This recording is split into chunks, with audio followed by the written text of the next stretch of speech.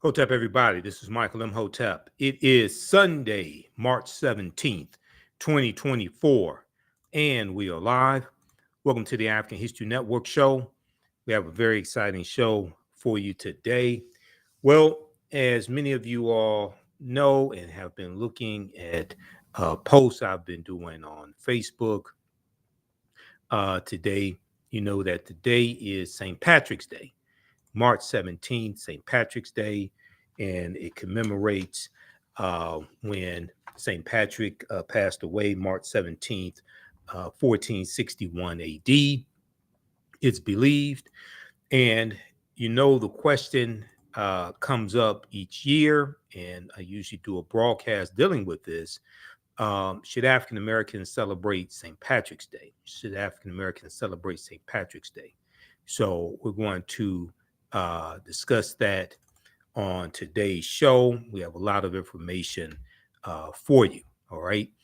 So on the African History Network show, we focus on educating, empowering, and inspiring people of African descent throughout the diaspora and around the world, because right now it's corrects wrong behavior.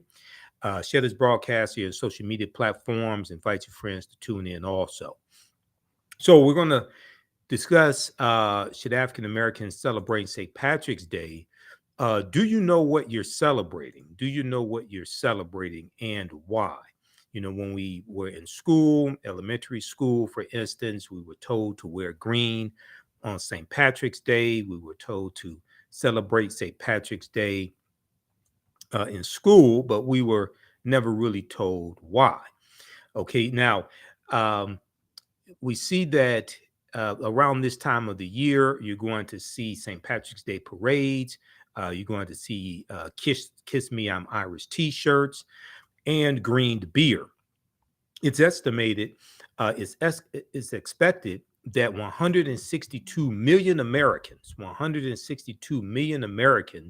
will spend approximately $7.2 billion on St. Patrick related items, St. Patrick Day related items.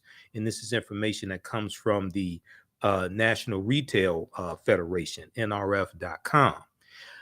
One of the strangest things that you will see is African Americans participating in this celebration. Now, do you really know what you are celebrating? And I remember about 12 years ago, I was working at a call center, and I went to work on St. Patrick's Day. Didn't really pay attention that it was St. Patrick's Day. I get to work. I see people wearing green, including African American employees. They're wearing green. So then it clicked, okay, this is for St. Patrick's Day. So then I just decided to start asking people questions. And the African Americans, employees, I started asking them questions. Well, why are you wearing green? And they said it was St. Patrick's Day and they had to represent for St. Patrick, things like that. So then I asked the question, well, who was St. Patrick and what is St. Patrick known for? And most people couldn't answer the question. They would say, oh, he's a saint. Somebody said he drove the snakes out of Ireland. Somebody said he brought Christianity to the Irish. Well, we're going to dig into this history and dispel a lot of this nonsense, a lot of these myths, okay? And I asked people, have you studied the history of St. Patrick's Day? And even if you claim that you have Irish ancestry, even if you claim that you have Irish ancestry, which some of us do, like Tina Turner said, what's love got to do with it? What does that have to do with anything if you have Irish ancestry? And I always ask the question, and I posted this on our Facebook page. If you wear green on St. Patrick's Day, will you wear red, black, and green on African Liberation Day? If not, why not? If you wear green on St. Patrick's Day, will you wear red, black, and green on African Liberation Day? Okay, if not, why not? So the very same people who say, well, I'm wearing green on St. Patrick's Day because I'm 7% Irish or 10% Irish. Well, I have to ask them the question, do you wear red, black, and green on African Liberation Day? And if we look here at I want to look here at one of the posts that I did dealing with this here. Let's go to our Facebook fan page of the African History Network. Let's flip over to this.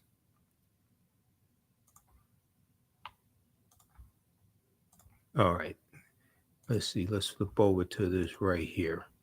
Okay. So I did this post today, and it says, yeah, if you wear green on St. Patrick's Day, will you wear red, black, and green on African Liberation, which is May 25th. And it commemorates May 25th, 1963, when the Organization of African Unity was organized. And you see it's got 5 likes or hearts. It's gotten a number of comments. Okay, how many comments has it gotten? About 47 comments. But I did another post also. Okay, this one right here. Why do African Americans celebrate St. Patrick's Day? St. Patrick wasn't Irish. What are you celebrating?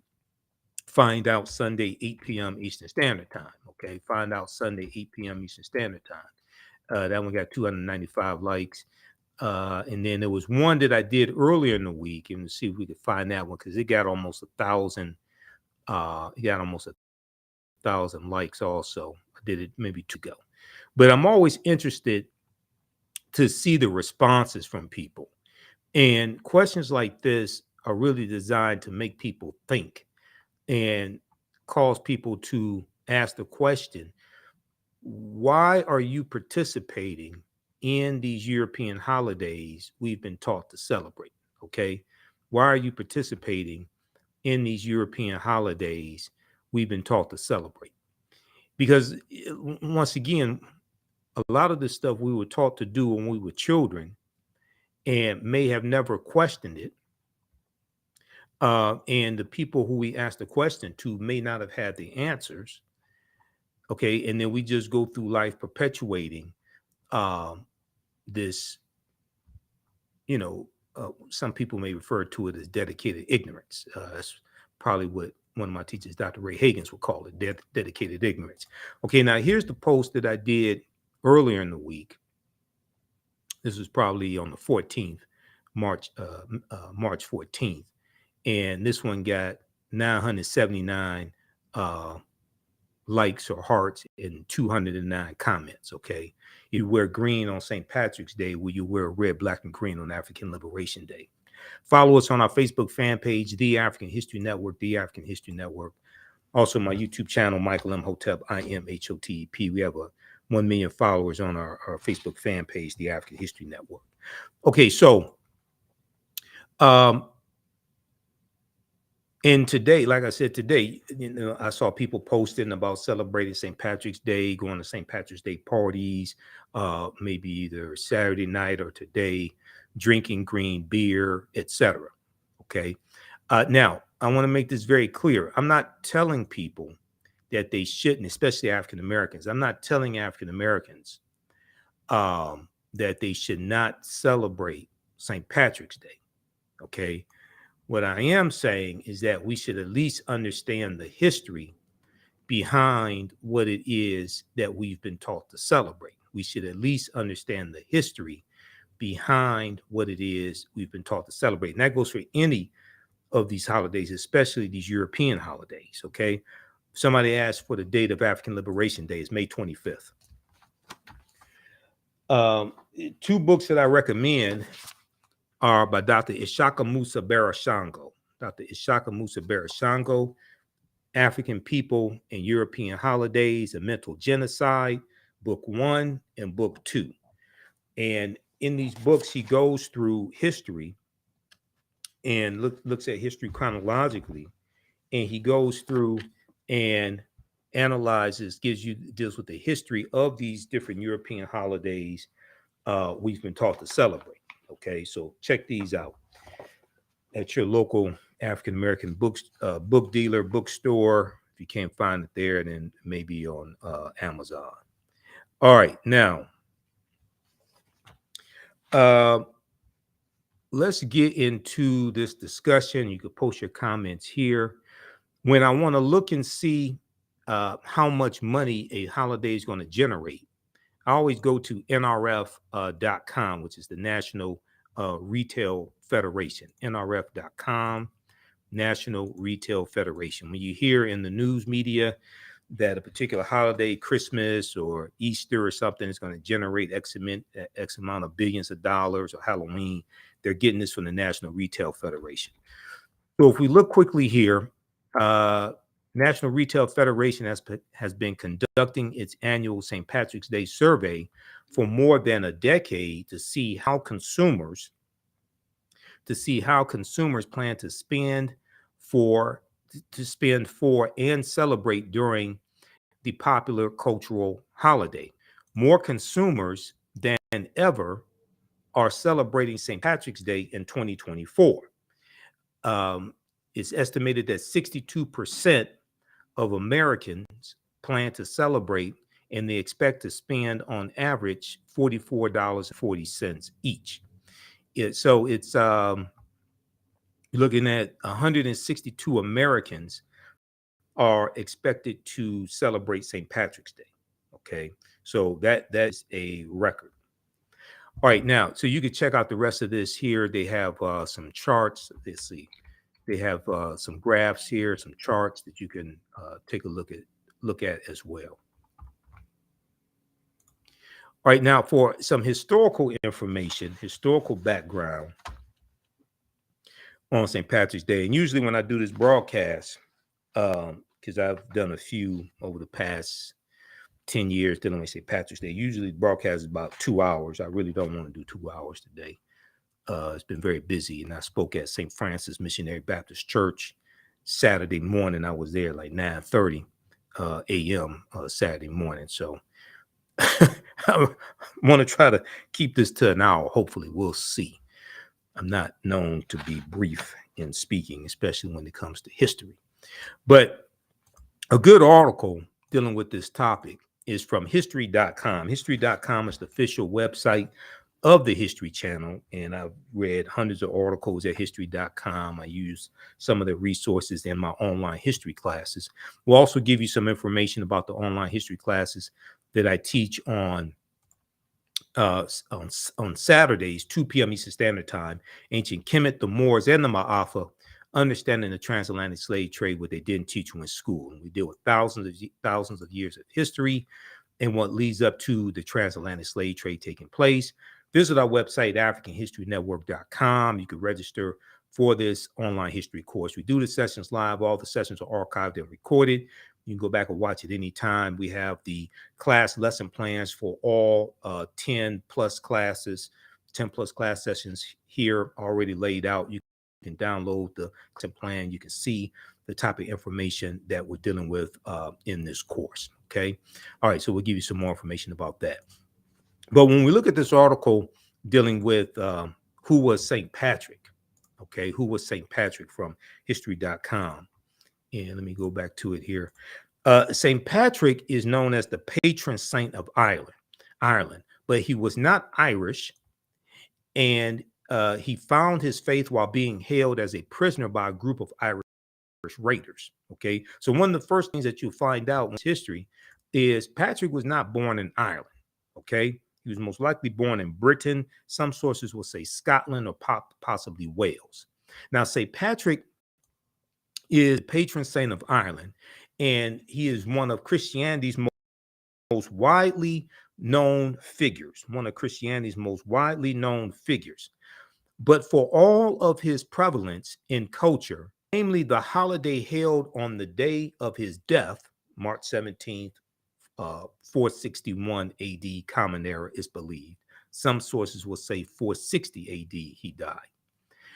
Namely, the holiday held on the day of his death that bears his name, his life remains somewhat of a mystery. Many of the stories traditionally associated with St. Patrick, including the famous banishing all of the snakes from Ireland, are false. False. False. Many of the famous accounts of him banishing all the snakes from Ireland and traditional folklore we hear surrounding Patrick, many of these are false. They are the products of hundreds of years of exaggerated storytelling. Okay, hundreds of years of exaggerated storytelling. So when we look at one of the first myth busters, okay, dealing with Patrick, is Patrick was not Irish.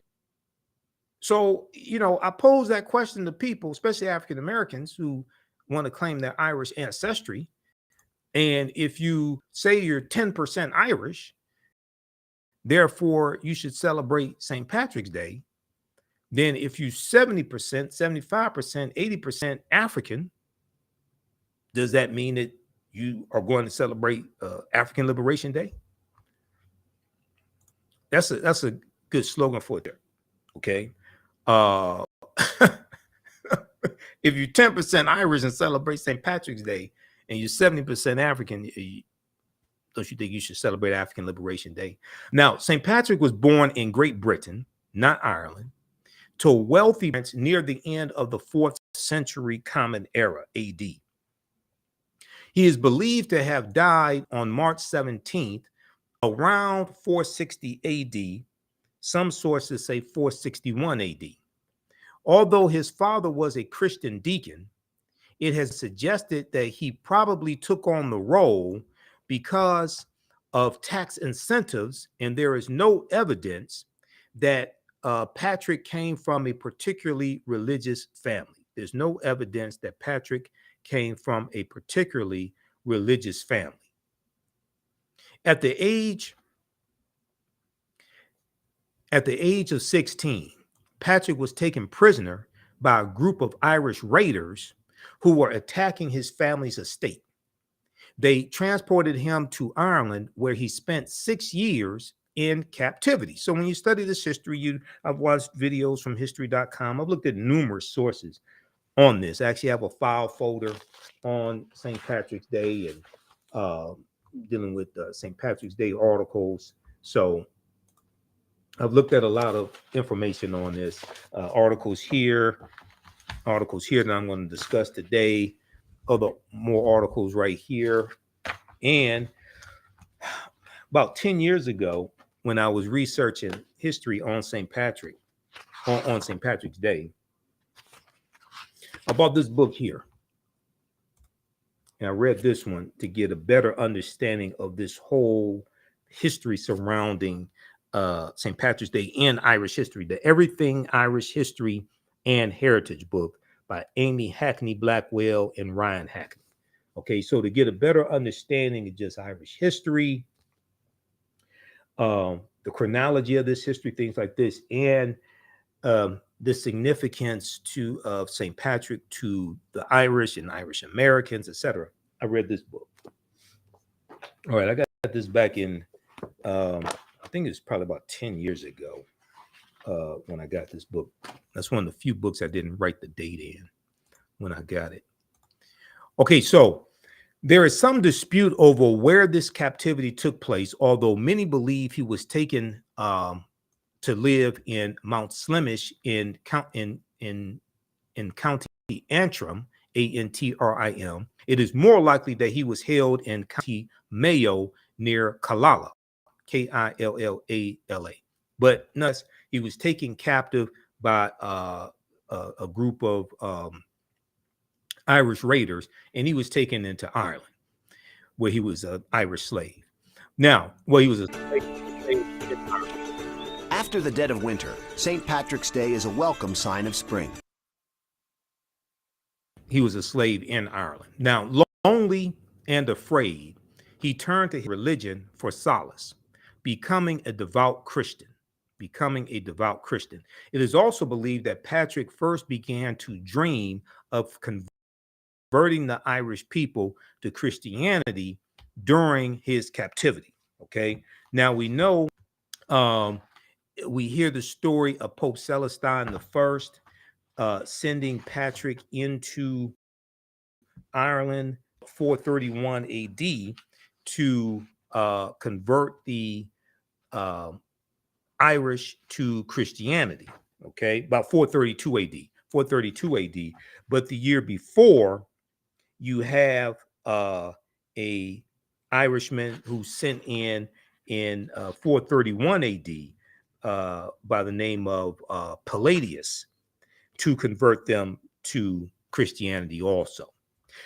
Patrick gets the credit for this. There was a small amount of Christians in Ireland when Patrick goes in 432 AD.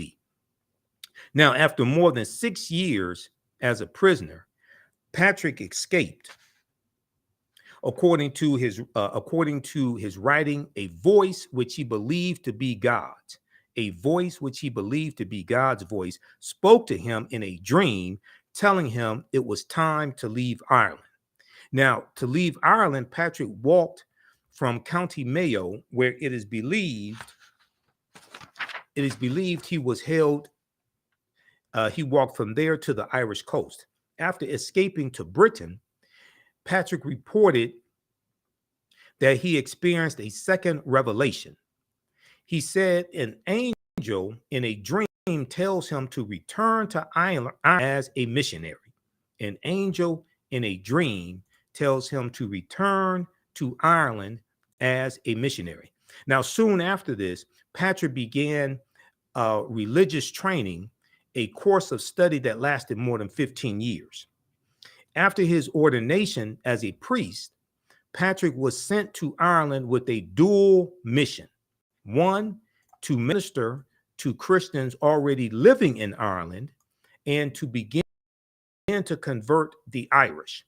Now, interestingly enough, this mission contradicts the notion that Patrick introduced Christianity to Ireland, because, as I said, Pope Sign I, the previous year in 431 AD, actually sent a bishop in to convert the Irish to Christianity. So there was already a small number of Christians already there. Okay.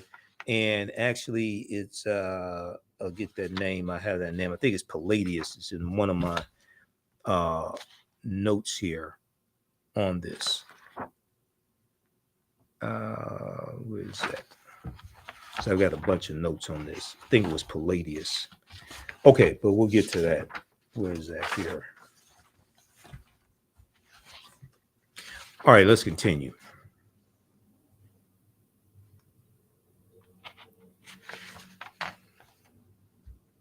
Okay, so if we look here at let's see, we'll want to pick up. Okay, St. Patrick incorporated Irish culture into Christian lessons. Okay, St. Patrick incorporated Irish culture into Christian lessons. Now, familiar with the Irish language and culture, Patrick chose to incorporate traditional rituals into his lessons of Christianity instead of attempting to native Irish beliefs.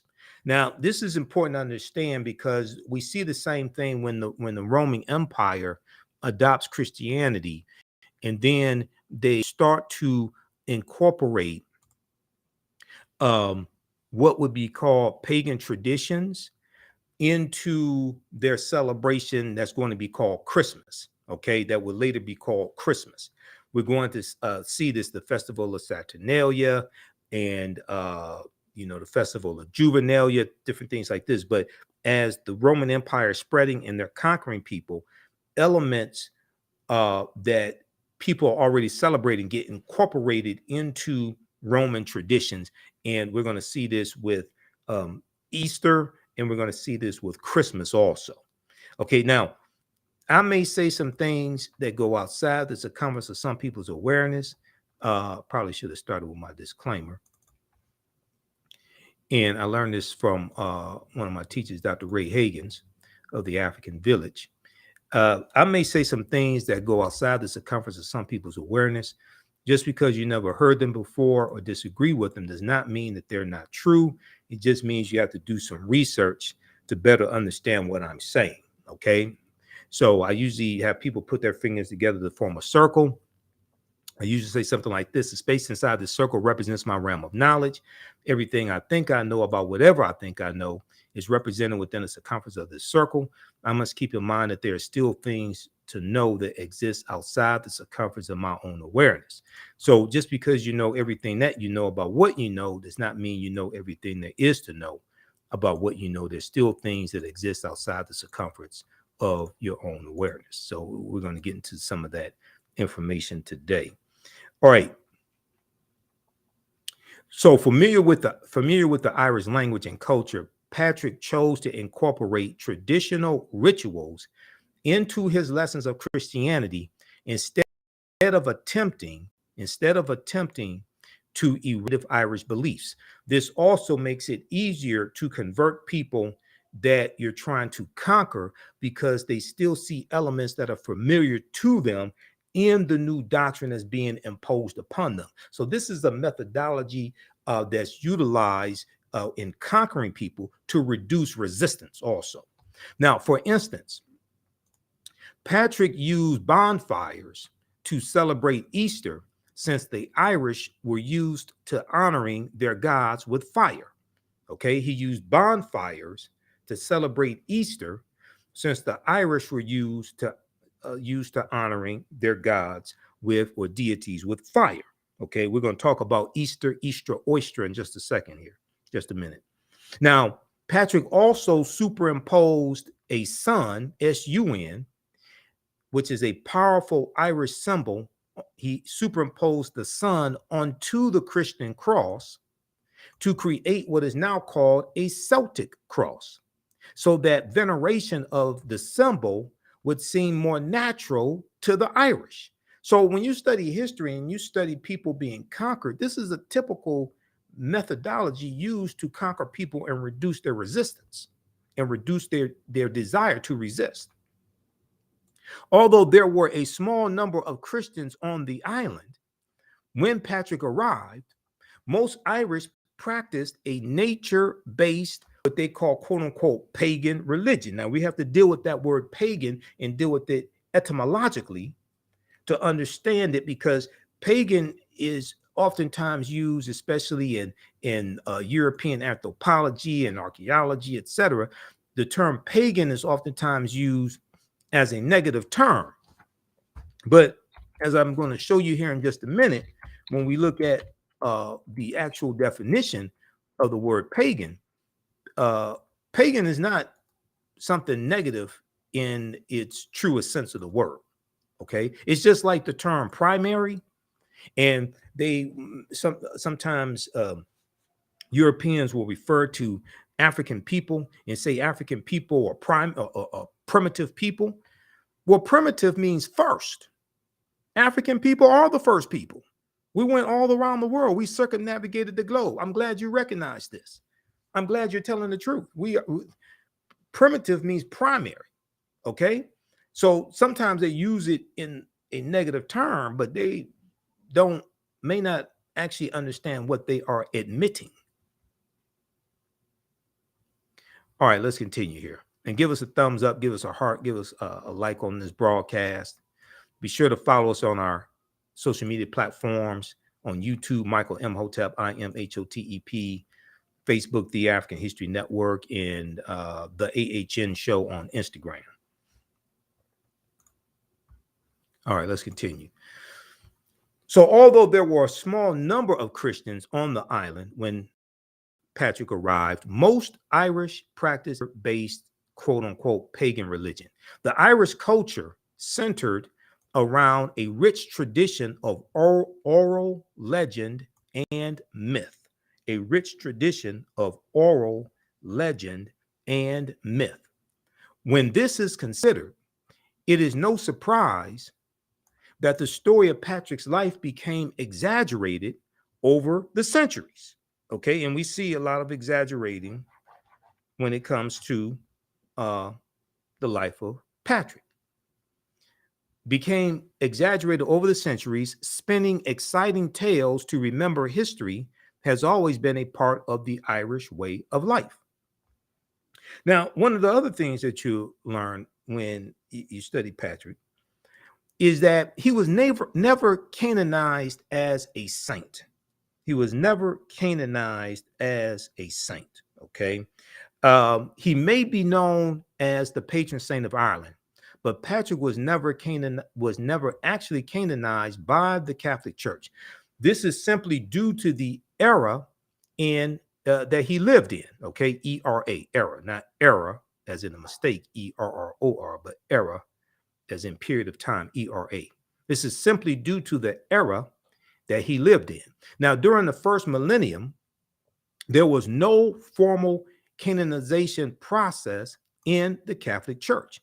After becoming a priest and helping to spread Christianity throughout Ireland, Patrick was likely proclaimed a saint by popular acclaim. Likely proclaimed a saint by popular acclaim. Okay, now we talked about this term pagan, and then a lot of times when you deal with ancient religion or religions prior to Christianity, or those that may be in competition with Christianity, the term pagan is used as a pejorative or derisively. It's used in a negative way. Okay, so I want to look at this very quickly here. All right, and also I want to let you know, I should have said this at the beginning of the show when we did our opening for the African History Network show. We are celebrating our 14th year anniversary of me broadcasting the African History Network show, which first started March 10th, 2010. Okay, I look like a little kid then. Okay, I'm 52. People still call me a youngster. Okay, Dr. Leonard Jeffries calls me a youngster. But and I've lost weight since I went and looked at the broadcast I did. I was looking at a broadcast I did in 2022.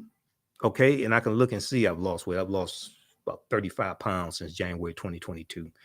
But we're celebrating our 13th year anniversary of me broadcasting the African History Network show. And you can support us, $, the AHN show through Cash App, $, the AHN show through Cash App. Also through PayPal, paypal.me/the AHN show. This helps us keep doing the research, stay on the air, keep broadcasting, pay some of the bills. And then also at our website, AfricanHistoryNetwork.com, we have the information right on the homepage of the screen. So when you scroll down past the information dealing with our class information, we have the information here. This is our official Cash App account, $, the AHN show, SHOW. When you go to it, it'll say Michael. These other ones here are fake African History Network Cash App accounts. They've been stealing money from us. I'm still trying to get them shut down. I put our link right here. So here's our QR code also. Okay. And then we have the link for PayPal right here as well. PayPal.me/the AHN show. All right. Let's continue. So I want to go to my PowerPoint presentation and look at what pagan means. Okay, because this is very important so that we get the terminology correct. So, and I deal with this in the lecture, Ancient Kemet, the Winter Solstice, and the History of Christmas. Also in the online class, I teach Ancient Kemet, the Moors, and the Ma'afa, Understand the Transatlantic Slave Trade. We deal with pagan as well. Okay, so what is pagan? Pagan is a word that is misused to speak negatively about a group of people. When we look at American Heritage Dictionary, pagan as a noun is explained as an adherent of a polytheistic religion in antiquity, and an adherent of a polytheistic religion in antiquity, especially when viewed in contrast to an adherent of a monotheistic religion. Okay, so automatically, right, they start, see, this goes back to what I was saying, right? When they are trying to speak negatively, pejoratively about other religions and religions in antiquity or spiritual systems in comparison to Christianity, they put these different terms on it. They'll say, oh, they were polytheistic. Okay, therefore that the religion is inferior. Okay, and Christianity is superior. They say, oh, they were pagan. Oh, it was something primitive. These are these type of words that are used to denigrate these other spiritual systems or religions. Okay, now if we look at this closer, we go down and look at the etymology of the word pagan, which in etymology just means the study of word origins. It comes from the Middle English, which comes from late Latin paganus, Paganus, late Latin paganus, from Latin, and it basically means country dweller or civilian, and it comes from the word pagus, Pagus, which means country or rural district. Okay, so in its original form, coming from pagus and even paganus in late Latin, it wasn't something negative. Okay, it wasn't something like really negative. It was just something that was indigenous to a group of people, people who lived in the country, people who lived in rural districts. It's similar to today when you talk about, you may say, people in the country, people down south, people in the country, they do this, they do that, they put sugar on grits or something. I don't know. I don't understand. I don't really eat grits, so sugar on grits without. I mean, I'm out of that conversation. But when you talk about people, you know, in Alabama, they don't have shoes or something like that, whatever. It's basically saying that it's talking about behavior or something that is practiced by people in the rural district or country. Okay, it's not saying that these are heathens. It's not saying that the spiritual system is inferior to Christianity or anything like that. But this is how that term gets thrown around and misused. All right, now, okay, so I wanted to talk about pagan, and then we mentioned Easter as well. Okay, so it's important to also deal with this with Easter. And because in the article from history.com, they mentioned monotheistic and polytheistic, or the definition here. I'm going to deal with that in a minute as well, because, and the reason why it's important to understand this is because when you look at Roman mythology and the Roman religion, their deities were heavily influenced by deities coming out of ancient Africa, especially the Nile Valley region of Africa, specifically ancient Kemet, ancient Egypt. And even in Christianity, we're going to see the influence from the Neteru, or the deities of ancient Kemet, ancient Egypt. We're going to see that influence deities and stories, etc., in Christianity. Okay, so let's look at this here dealing with Easter. And let me go to that. Where is that? That is slide. Where is it here? Just a second, let me find this. Okay, right here. What is Easter?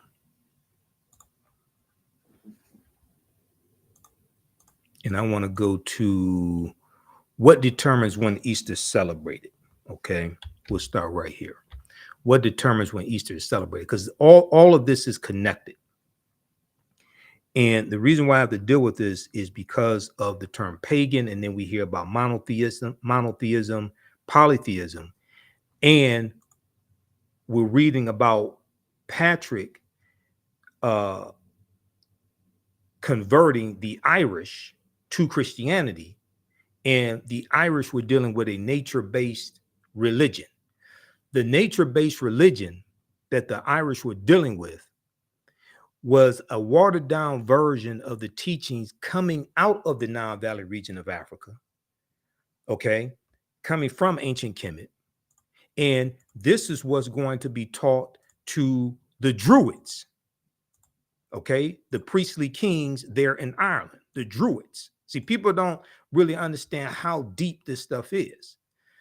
And the Druids, and let me see, we got the slide of the Druids here.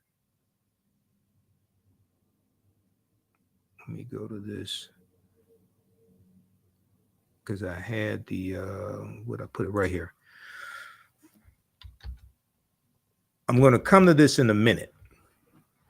The suppression of the knowledge and the fight against the Druids, because this is who Patrick was fighting against.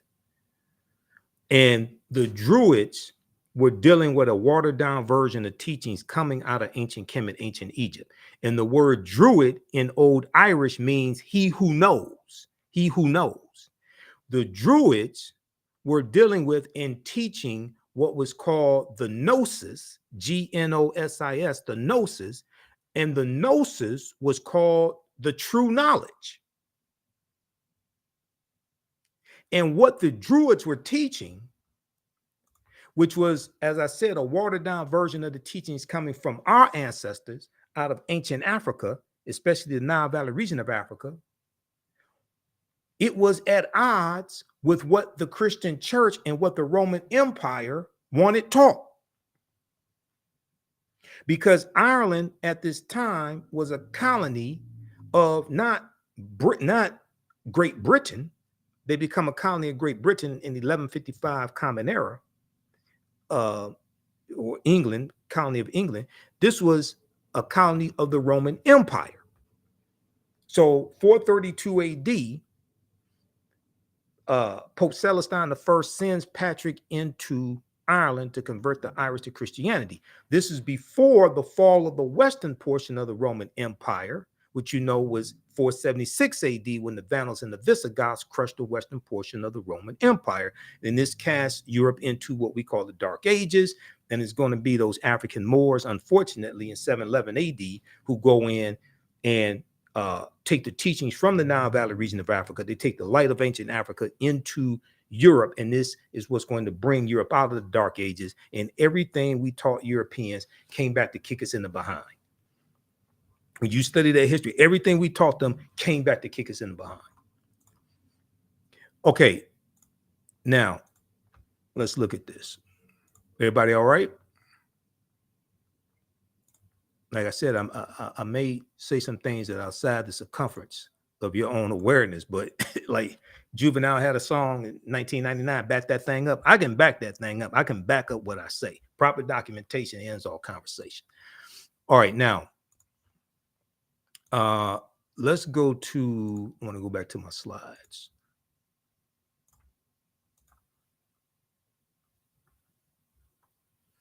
All right, here we go. Okay, let's look at Easter. Easter, Eastra, Oistra.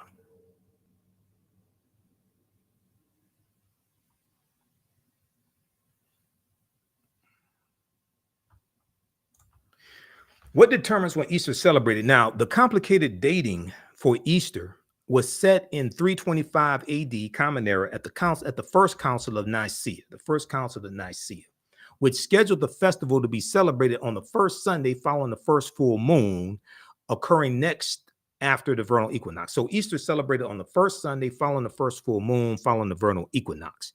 That occurs March 20th, March 21st, usually. And this was determined at the first council of Nicaea. However, if the full moon occurs on a Sunday, Easter will be celebrated the following Sunday. So Easter is a movable feast, okay? Easter is a movable feast. We know Christians celebrate Easter. Is the most significant Christian holiday that commemorates the resurrection of Yeshua, who we've been taught to call Jesus. That is the anglicized version of the name Yeshua with the Y. because the letter J wasn't invented till 1630 AD, but that's another conversation. Hence, the date of Easter can fluctuate between March 22nd and April 5th. Because the Western churches, Catholic and Protestant, now follow the Gregorian calendar. The Gregorian calendar is introduced about 1583 by Pope Gregory the 13th as a result of the Third Council of Trent, which is about 1582 AD. Now follow the Gregorian calendar. The Eastern churches, which followed the unrevised Julian calendar, the Julian calendar, which was the calendar that was used prior to the Gregorian calendar being introduced. Okay. The unrevised Julian calendar celebrates Easter and other church holidays on different dates. In the Orthodox churches, Orthodox Christian churches, Easter marks the beginning of the ecclesiastical year. For more information on that, go to encyclopedia.com, look at the Gale Encyclopedia, Gale, the Gale Encyclopedia of Food and Culture, under their entry for Easter. They have some good information there. Now, where does the name Easter come from? Okay. Now, the English monk known as Bede or Saint Bede, B-E-D-E, the Venerable Bede, the 8th century author of ecclesiastical history of the English people, maintains that the English word Easter comes from Eostre, E-O-S-T-R-E, Eostre, or Eostre, E-O-S-T-R-A-E. And this was the Anglo-Saxon goddess or deity of spring and fertility, the Anglo-Saxon goddess of spring and fertility. Now, other historians maintain that Easter, the word Easter, derives in albis, a Latin phrase, derives from the Latin phrase in albis, a Latin phrase that's plural for alba or dawn, D-A-W-N. That became Eostarum, E-O-S-T-A-R-U-M, in Old High German, which was a precursor to the English language of today. Despite its significance as a Christian holy day, many of the traditions and symbols that play a key role in Easter observances actually have roots in pagan celebrations. Okay, now don't throw holy water at me. Okay, I am not making this up. Go research this. Okay, so like I said, pagan is not a bad thing necessarily. Okay, so don't, somebody saying some Hail Marys for me now, something, whatever. But I'm trying to tell you, when you get into this history, right, you start understanding how when people conquer other people, oftentimes traditions and celebrations that the conquered were celebrating, elements get incorporated into celebrations of the conqueror. Despite the significance as a Christian holy day, many other traditions and symbols that play a key role in Easter observances actually have roots in pagan celebrations, particularly the pagan goddess or deity Eostre, E-O-S-T-R-E, and in the Jewish holiday of Passover. Okay, now when I do my presentation dealing with Easter, which we'll probably do in April, I think, we'll get deeper into this. Okay, but just to give you just a basic understanding of this right now, because we're going to see this play out when we deal with St. Patrick and the Druids and the Roman Empire forcing Christianity on the Irish. Okay, now very quickly, the goddesses Eostre and Ostara, who were they? The name Easter may have come from Eostre, E-O-S-T-R-E, or Istra, E-A-S-T-R-E, the Teutonic or Anglo-Saxon goddess of spring and fertility, whose feast was celebrated around the start of spring. Now, we know that spring, based upon the Gregorian calendar, occurs on the first Monday following the first full moon, following the vernal equinox. So it's about March 20th, March 21st. All right. And it's called spring because things started growing. They started springing up. And the season is called fall because leaves start falling, things start falling. Okay. Now, Istra or Eostre is associated with the hare, H-A-R-E, and egg, both symbols of creation. The hare, the rabbit. Okay, so it's believed this is where the bunny rabbit, the Easter bunny, comes from. Because you have to ask the question, why are we teaching our children that rabbits lay chicken eggs? Where the hell, who came up with something like that? And why do we just perpetuate things that we've been programmed to do and don't ask questions? You got to take it back to Dr. Ishaka Musa Barashango, African people and European holidays and mental genocide. Okay, why do we teach, or some of us at least, teach our children that rabbits lay chicken eggs? Where did that come from? So, the Teutonic or Anglo-Saxon goddess Istra or Eostra, whose feast was celebrated around the start of spring, she is associated with the hare, the rabbit, and egg, both symbols of creation. Ostara Ostara, Ostara, is a Germanic goddess who was always accompanied by a hare, a rabbit, possibly the ancestor of our modern Easter bunny. The association of both the rabbit and eggs with Easter is probably the vestige of an ancient springtime fertility rite. Okay, so like Professor X, the overseer, overseeing the Black Watch, said, it gets deeper with a Nat Turner link. You know, years of the nine on the black hand side, right? At the crossroads with the key. So you're taking it back to the X clan. All right, let's continue. Okay, now Patrick is the patron saint to Ireland, right? The patron saint to Ireland. So you may ask the question, well, Michael Imhotep, what is a patron saint?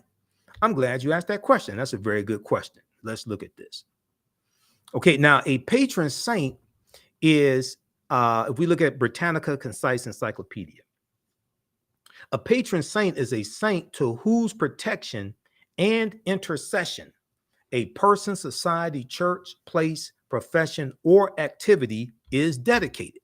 Okay, now, once again, the concept of the patron saints, this comes from the Neteru in ancient Kemet, or Neter for singular in ancient Kemet, who are the deities. And when Europeans interpreted African spirituality, they said that African people believed in many gods, which is not true. We had the supreme being, but we just had different manifestations of that one supreme being, different manifestations of that supreme principle. They do the same thing. Okay, Europeans do the same thing with Christianity. What happened was the patron saints replaced the Neteru. So now the patron saints have attributes, just like the Neteru had attributes, and they were emissaries, and different cities in ancient Kemet had a neter that was said to be the neter of that city and watched over the people. You see the same thing in Christianity, but they're called patron saints. One gets denigrated, the other gets elevated. You see the same thing in Black Panther, Wakanda Forever, right? Bastet or Bast is the deity that watches over the people of Wakanda. Okay, well, Bast comes from Bastet, which was a neter, a neter that had the body of a woman and the head of a cat, coming from ancient Egypt. This is where the movie Black Panther is deep. They went deep into African history and culture, African mythology, spiritual systems, all of that, African language. I did 3 months of research on that movie to be able to do my lectures on it. They went deep into this. Okay, now, even the word Wakanda comes from the Omaha Ponca and Sioux Indian languages. It means possesses secret powers. Amongst the Osage, Wakanda is the name of their deity, but it's also a Kikongo, which is a Bantu language as well. So the movie Black Panther is so deep. Most of our people don't understand like how much African culture and history and spiritual systems are in that movie. Okay, Let me keep going because I'm trying to keep this to an hour. So the choice is usually made on the a patron saint is a saint to whose protection and intercession a person, society, church, place, profession, or activity is dedicated. The choice is usually made on the basis of some real or presumed relationship.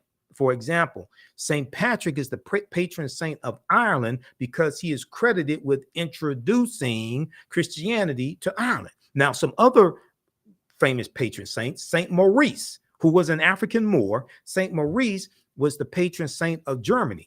Okay, Saint Nicholas is the patron saint of Amsterdam and Russia. Saint Nicholas, the real life Nicholas, who the secular character had the little children, who the secular character of Santa Claus is based upon, and then also the character amongst the Dutch of Sinterklaas, because Sinterklaas in Dutch means Saint Nicholas, right?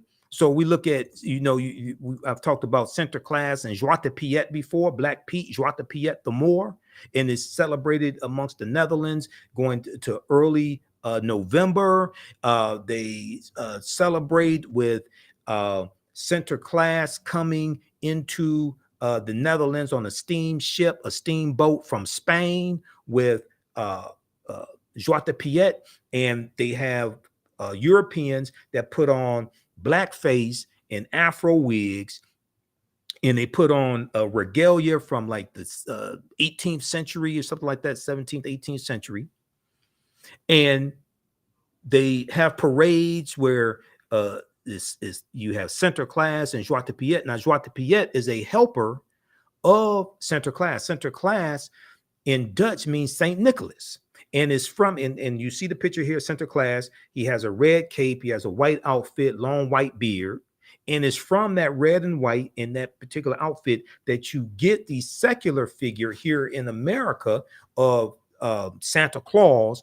And the cartoonist Thomas Nast, N-A-S-T, is the one who's really credited with introducing the secular figure of Santa Claus in America, with the red outfit and the white beard and the jolly fat fellow, things of this nature. Okay, that's a whole nother presentation that I've done numerous times before, but that's another presentation. But all this history intersects. Okay. All right, now let's continue. Okay, how's everybody doing? Give us a thumbs up, give us a heart, give us a like on this broadcast. And be sure to, if you like this type of information, be sure to register for the 12-week, the 10-week, I ain't 12 weeks, the 10-week online history course that I teach on Saturdays, Ancient Kemet, the Moors, and the Ma'afa, understanding the transatlantic slave trade, what they didn't teach you in school. The Ma'afa is a Kiswahili term, which means the great disaster. That's our Holocaust. That's a transatlantic slave trade. We deal with thousands of years of history and what leads up to the transatlantic slave trade taking place. So we get deep into a lot of this history in that class. It's at our website, AfricanHistoryNetwork.com. You can register for it. I teach it at our online school, and our full 10-week lesson plan is right there on the homepage of the website to download also. Okay. All right. So we're talking about patron saints. Okay. So yeah, Saint Maurice, you have Saint Patrick, you have Saint Nicholas. You also have another patron saint, Saint Benedict the Moor of Palermo and San Fratello, Sicily. Okay. He was also called Imhotep, which is Italian for dark skinned. Okay. Saint Benedict the Moor. Now, I was laying out to you because I'm about to come to the part where we deal with Patrick and the Druids, but I have to lay this history out here. Now, I was talking about how the Neteru were replaced by the patron saints. Okay, and we see this conflict between spiritual systems coming from Africa and European Christianity. Okay. And I say European Christianity because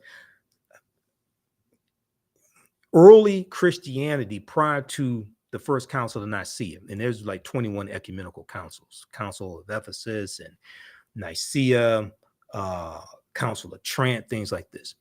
Early Christianity prior to the first council of Nicaea in 325 AD looked a lot like African spiritual systems. A lot of your early Christian saints were Africans, and a lot of early Christians believed in some form of what we would today call reincarnation.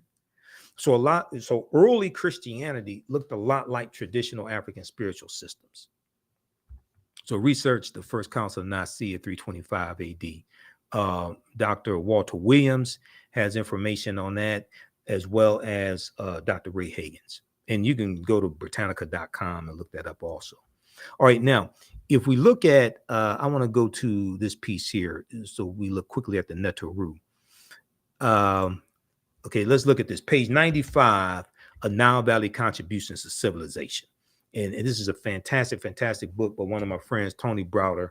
Browder is a brilliant historian. Originally bought the first copy of this book I bought in 1994, and I got this new copy April 30th, 2022 at the One Africa Power and Unity Conference that Hapi, Brother Taki Grant, and Sister Felicia put on here in Detroit. But this book deals with thousands of years of history, okay? Nile Valley Contributions to Civilization by Tony Browder. If we look here at page 95 of Nile Valley Contributions to Civilization, and I have this expanded. Page 95, Browder says, this deals with the historical accomplishments of Kemet. Kemet's one of the original names for Egypt. Browder says, in 1984 at the Nile Valley Conference in Atlanta, Georgia, Dr. Charles Copher, Copher, professor of Old Testament at the Interdenominational Theological Center in Atlanta, discussed the role of Egypt and Ethiopia in the Old Testament. He stated the following: in the King James and Revised Standard versions of the Bible, the word Egypt in Hebrew is Mitzrayim, M-I-T-Z-R-A-I-M. The word Egypt, along with cognates, occurs some 740 times in the Old Testament. The word translated Ethiopia and or Cush, C-U-S-H, Cush in Hebrew, along with cognates, and including 3 instances of duplication in the references, appears 58 times in the King James Version.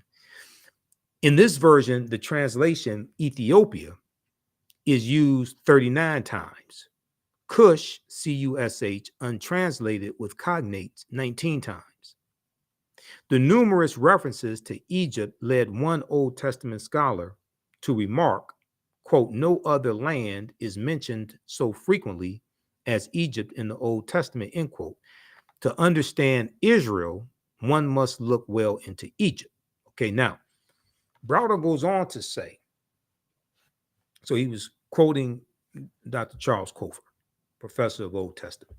So Browder goes on to say the story of Asar, Osset, and Heru, who the Greeks called Osiris, Isis, and Horus, is the first story in the recorded history of man of a holy royal family, the Trinity. Now, this may go outside the circumference of some people's awareness. I know it is. I know somebody is saying, whatever they're saying, but you have to understand the existence of something. You must first understand the pre-existence of existence. Okay, so if you read, for instance,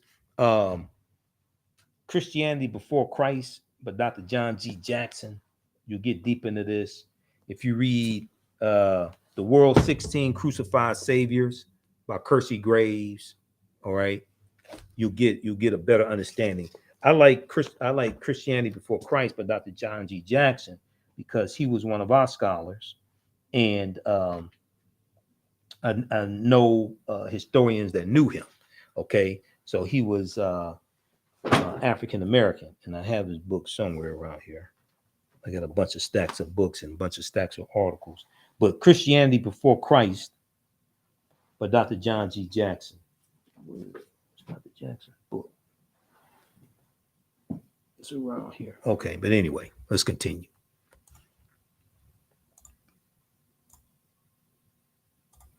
All right, so let's go back to page 95 of Nile Valley Contributions to Civilization. Okay, that is, where the hell is this? Right here. Okay. Okay, the story of Asar, Auset, and Heru is the first story in the recorded history of man. The first story, the first story in the recorded history of man. Let me go back to that. I didn't mean to hit that. Of a holy royal family, the Trinity, Immaculate Conception, Virgin Birth, and Resurrection. Okay, Immaculate Conception, Virgin Birth, and Resurrection. Evidence of this Trinity is known to have existed in ancient Nubia as late as 3,300 BCE, before the Common Era. Okay, let me repeat that. Evidence of this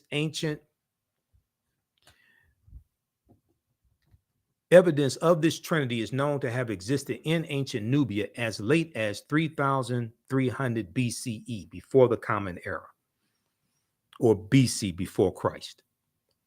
Carved on the walls of the Temple of Luxor, circa approximately 1,380 BCE, before the Common Era, are scenes which depict the following. Okay. Number one, the Annunciation. The Annunciation. The Neter Dehuti is shown announcing to the Virgin Auset, who the Greeks called Isis, the coming birth of their son Heru, who the Greeks called Horus. Okay, so that is bottom number one. Dehuti, the Neter Dehuti, who the Greeks called Thoth, is shown announcing to the Virgin Auset the coming birth of their son Heru. This is called the Annunciation. Number two, the Immaculate Conception. The Neter Neph, Kneph, who represents the Holy Ghost, and the Neter Het Heru, who the Greeks called Hathor, are shown symbolically impregnating Auset by holding Ankhs, which is the African symbol for eternal life, or the symbol of life, an Ankh, to the nostrils of the Virgin Mother to be. Okay, this is the Immaculate Conception. Then you have the Virgin Birth. Okay, at the top, next to the Immaculate Conception, you have the Virgin Birth. Auset is shown sitting on the birthing stool, and the newborn child is attended by midwives. Okay, so we had mastered science and medicine, things of this nature, and we knew it made more sense to sit on a birthing stool and let gravity take its course. So you have the Virgin Birth. Then you have the Adoration. The newborn Heru is portrayed receiving gifts from three kings or magi while being adored by a host of gods and men. Okay, so this is an ancient story. Now, this goes back to at least 3,300 BCE, before Christ, in ancient Nubia, or Ta-Nehesi. And Nubia is the mother of ancient Kemet, ancient Egypt. So, and when you read Christianity Before Christ by Dr. John G. Jackson, what's happened is this story has been told over and over and over again over thousands of years, adapted to various people's cultures. That's why when you get into The World's 16 Crucified Saviors by Kersey Graves, he deals with that in there. And I would argue Dr. John G. Jackson does a better job of it. And I can't find my book. I think I used it. Yes, I was teaching my class yesterday. Where the hell is my book?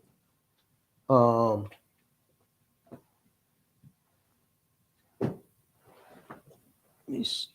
Where the hell? I don't know where it is, because one of my book stacks fell over. So, but anyway, it's somewhere around here. Let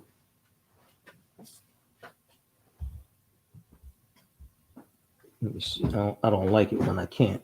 I don't like it when I can't find things and can't just put my hand on something. But anyway, the Ankh right here. So I encourage people to get a symbols encyclopedia. All right. This is the one that I use, a symbols encyclopedia. And when I teach my classes, I use a symbols encyclopedia. This one is called Signs and Symbols, an illustrated guide to the origins and meanings. Now, if you look at the front of it, right, you see ancient Africa. You see a pyramid. You see the caduceus. The caduceus comes straight out of ancient Kemet. That comes from the two staffs that Dahuti carried that had a snake wrapped around each staff, and that comes from Mercury, okay, and it comes from Hermes and Mercury and the staffs that they carry. That's where the caduceus comes from, which is the universal symbol of medicine. When you see that, that's ancient Africa, okay. So you see that, you see the Eye of Heru, you see all this. So you see symbols coming from ancient Africa right here on the front and on the back, and in the middle you see a Ankh, okay, the African symbol of life or eternal life, the Ankh. Now, when you open this up, the first thing you see is Africa. That's Heru in the form of a winged, in the form of a falcon. So, and I got this in 2011. So I got this 13 years ago. And you go through, they show you, this has about 2,000 symbols. Decode the secrets and uncover the origins and meanings of over 2,000 symbols and signs from ancient hieroglyphs, that's the metal netter, that's straight out of ancient Kemet, ancient Egypt, to modern day logos. Okay. So when you get a symbols dictionary or symbols encyclopedia, then you start reading all this, you start decoding these symbols from around the world, that relates right into history, okay, and helps you better understand history, because you're going to see these symbols coming from Africa. You're going to see this go all around the world. And a lot of these things we associate with the culture that borrowed them, or in some cases just stole them. Okay, so you look at page 138, 139, Egyptian deities. They lay this out right here. So this is a good book. It's only about $10. I got this. This is by Covent, C-O-V-E-N-T, Covent Garden Books is the publisher. This is about $10. I got it at I think it was Barnes and Noble back in 2011. All right. Give us a thumbs up, give us a heart, give us a like on this broadcast. Hopefully you're learning a lot.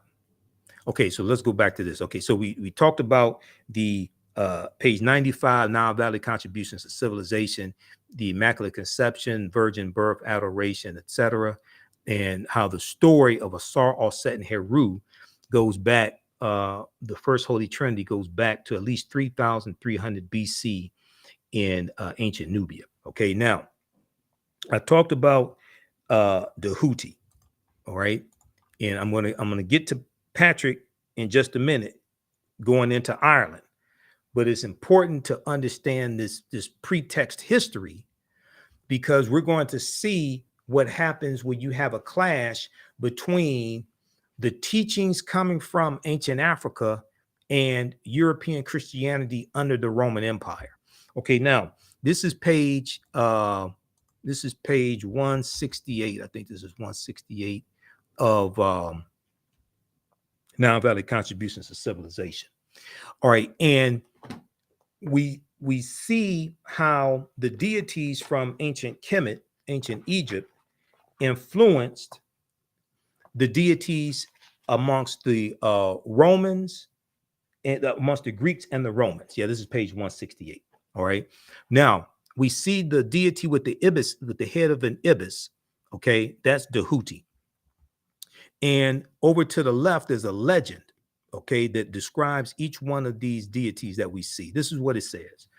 Dahuti, the netter of, hold on, let me go back to this. Dahuti, the netter of science, writing, measurement, divine articulation of speech and medicine, holds in his hand two staffs with entwined snakes. Two staffs with entwined snakes. One serpent wears the crown of Upper Kemet, Upper Egypt. The other wears the crown of Lower Kemet. Tahuti was referred to as Thoth by the Greeks. Okay, now remember, it's Tahuti who delivers the Annunciation. Okay, yeah, that's page 168. Nile Valley Contributions to Civilization. So if you have this book at home, pull it off the shelf, blow the dust off of it, pull it out, pull it off the shelf because class is in session. All right. Now remember, we talked about Tahuti when we dealt with the Immaculate Conception and the virgin birth and the adoration. Okay. When we talked about this here, where's the other slides here? I had right here. Okay, we talked about Tahuti right here. The Annunciation. Tahuti is shown announcing to the Virgin Osset the coming birth of their son Heru. That's page 95 of Nile Valley Contributions to Civilization. Okay, now let's go back to this. Now, the second deity, the one in the middle, is Hermes, okay, amongst the Greeks. Now, Hermes was the Greek equivalent of Tahuti. He is shown carrying a staff which has two entwined snakes, a staff which has two entwined snakes. It was called the staff of Hermes, Hermes. In Greek mythology, he was associated with wisdom, and the Hermetic sciences were named in his honor. Okay, so I got to deal with this before we go to the next part that's going to blow you all away. Okay, so we got to deal with this first. Just a second.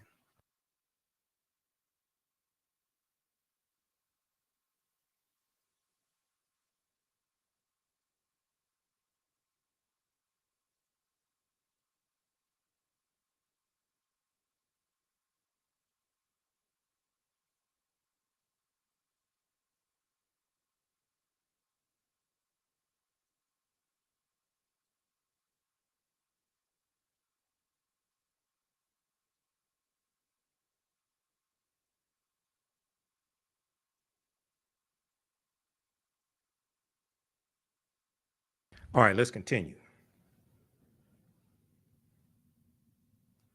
Okay, now you've got Hermes, and the Hermetic sciences are named after Hermes. Okay, in Greek mythology, he was associated with wisdom, and the Hermetic sciences were named to his honor. Okay, now the third one, so let's go back. You got Hermes right here, right?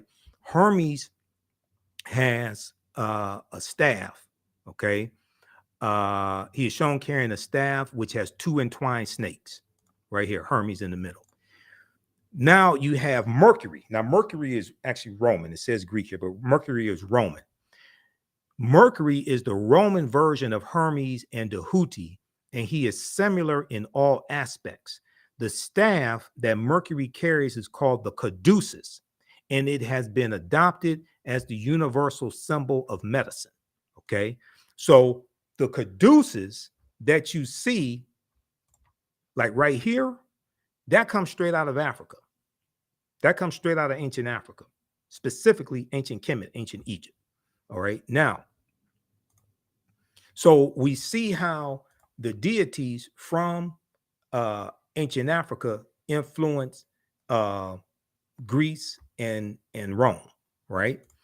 Okay, now on that same page, page 168, it says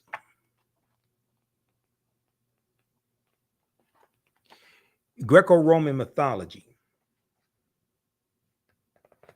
Just as certain architectural stylings, which originated in Kemet, greatly influenced the Greeks and Romans, the same can be said for the Nile Valley concepts of the Neteru. Okay, these are the deities, the Neteru. Now, they believed in one supreme force. It was Amun Ra, Ptah, They believed in one supreme force. They dealt with the different manifestations of that one supreme force. So they're emissaries, they're helpers. They dealt with different manifestations of that one creative principle. The same can be said for the Nile Valley concepts of the Neteru, whom the Greeks and Romans referred to as gods. Okay, the pyramid text in Kemet, around 3200 BCE, described a family of 9 Neteru. Okay, 9 deities, 9 Neteru, which became known as the Greek Ennead. And Ennead is Greek for the number 9. Ennead is the Greek word for 9. This term is derived from the Greek word ennea, which means 9. The basic sources of Greek mythology, all of their primary characters and themes, were contained in 3 classical works: Hesiod's Theogony and Homer's Iliad and Odyssey, which were all written in the 8th century BCE. During the 3rd century BCE, the Romans began to closely identify with divinities of Greece. Okay, during the 3rd century BCE, before the Common Era, the Romans began to closely identify with divinities of Greece. Rome's classical literature of religious and moral teachings was written in the latter years of this 1st century BCE by the poet Virgil, Virgil. This great work was called the Aeneid, Aeneid, and it consisted of 12 books. Virgil based the first books of the Odyssey on the Odyssey, and the last 6 books were modeled after the Iliad. Virgil wrote the Aeneid, Aeneid, to establish the divinity of the Roman Empire, which he closely associated with that of Greece. So then he goes through and shows similarities between deities from ancient Kemet, ancient Egypt, the Greek equivalent, and the Roman equivalent. He talks about Amun, who was the ruler of the deities, Amun, Amon, or Amen, Amen, which is why you have Amen at the end of your prayers in Christianity, because the early Christians went into the temples of the Amen priest and priestesshood to worship. Okay, and on the walls of the temples were all these stories. Okay, and they're going to write down these stories. Right, but at the end of their prayers, they put the word Amen in honor of the Amen priest and priestesshood that allowed them to come in and worship. Okay, like I said, a lot of your early Christians and a lot of your early Christian saints prior to the First Council of Nicaea were Africans, and this is something that I've talked to Professor Kaba Hiawatha Kamene about as well. Professor Kaba, I've interviewed him numerous times, over 12 times over the years. Okay, so take a look at this here. This goes through and looks at different deities: Bes, Dahuti, Het-Heru. The Greek equivalent is Aphrodite. The Roman equivalent is Venus, goddess of love and beauty. When we look at Heru or Horus, the Greek equivalent Apollo, and Apollo amongst the Romans, the son of God, also associated with light and sun. Imhotep, the Greek equivalent is Asclepius, okay, deity of healing. And you have Neat, the Greek equivalent is Athena, and the Roman equivalent Minerva, goddess of crafts, war, and wisdom. All right, now I say that to get to this right here. And I'm looking at my notes to make sure I covered this and went in order. Okay, so we did all that. All right, now let's look at, and I've got it. It's going to be even better. We've got it right here. Okay, because I scanned this page. So let's look at this. Now let's tie this all together and deal with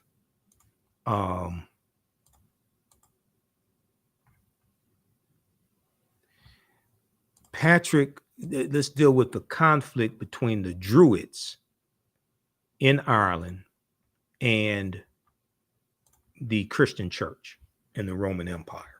Okay. Because this is going to blow you away right here.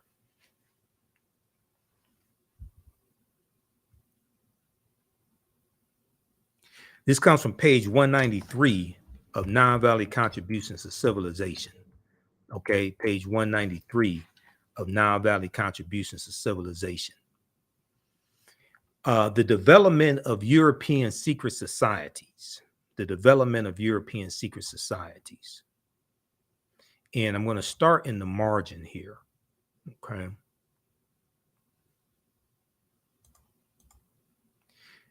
The Houthi, who we just talked about, who delivered the Annunciation to the Virgin Osset.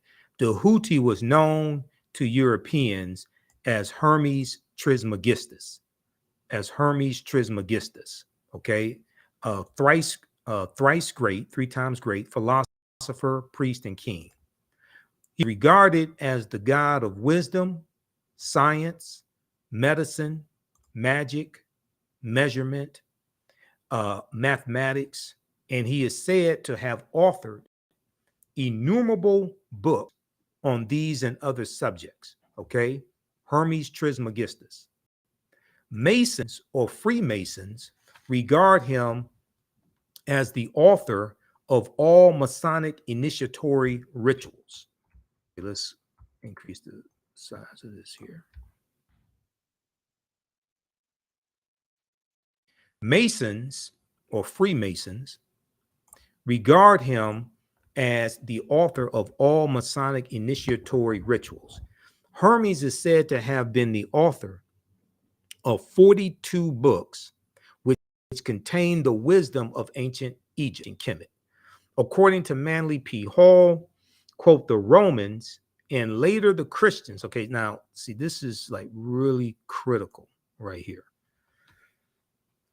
The Romans and later the Christians realized that until these books were eliminated, they could never bring the ancient Egyptians into subjugation. Until these 42 books of ancient wisdom were eliminated, they could never bring the ancient Egyptians into subjugation. Books on the Hermetic sciences were said to contain information regarding Egyptians' understanding of immortality, which was based on the knowledge that the body is the tomb of the soul. The body is the tomb of the soul. During the Greco-Roman occupation of Egypt, the soldiers formed a secret body. The Greek and Roman soldiers formed a secret body for specialized scholarship and training in the Hermetic sciences.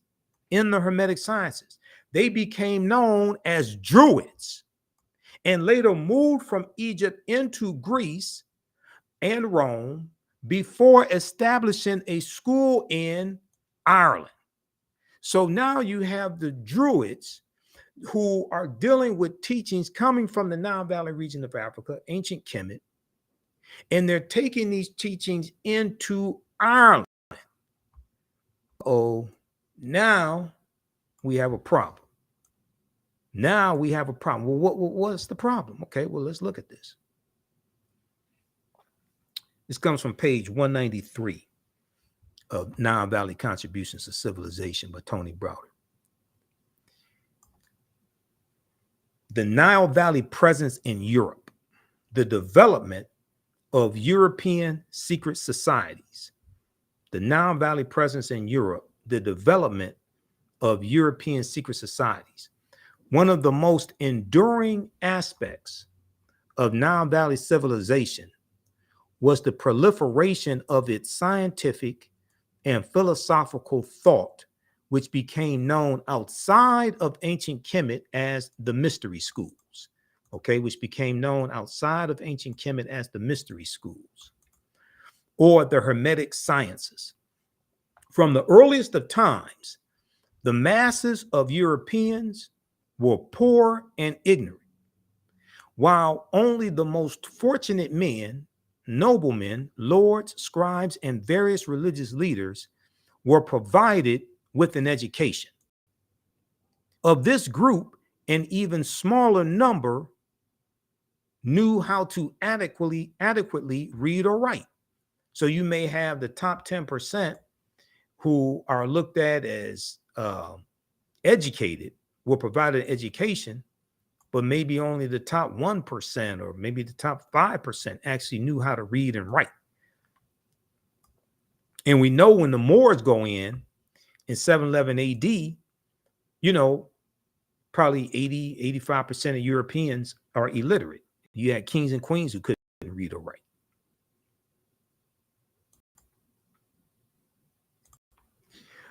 So of this group, even smaller knew how to adequately read or write.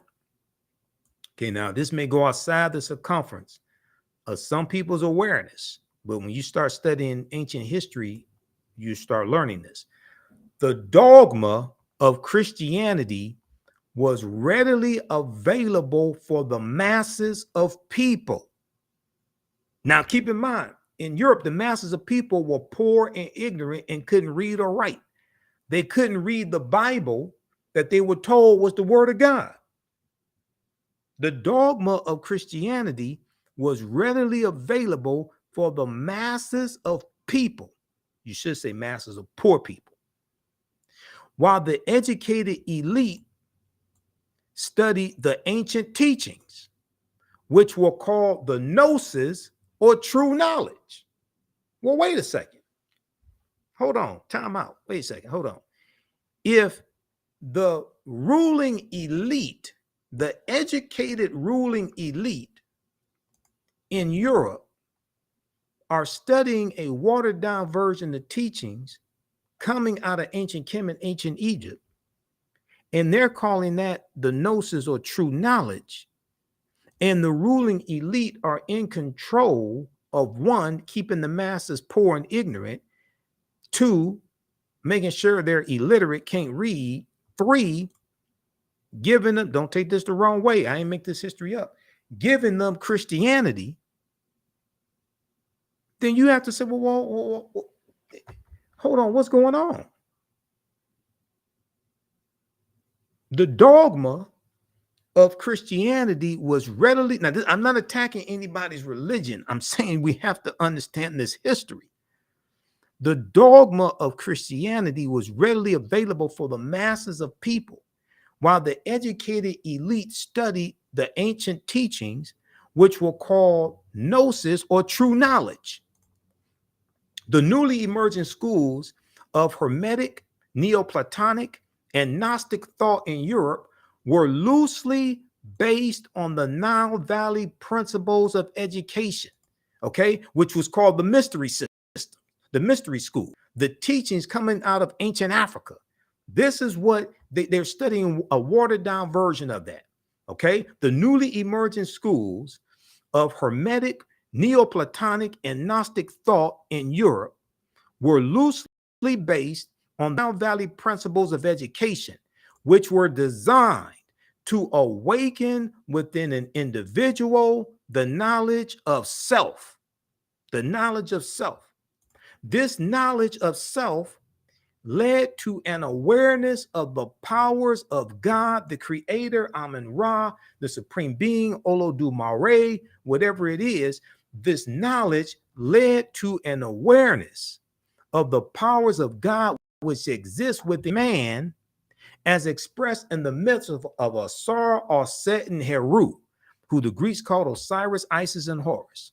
Let's go to a famous picture, a famous statue of them. Let me see. I think I have it here in this PowerPoint. Yeah, right here. Let's go to this. Okay. See, now all this is coming together. You got to understand how all this history comes together, right?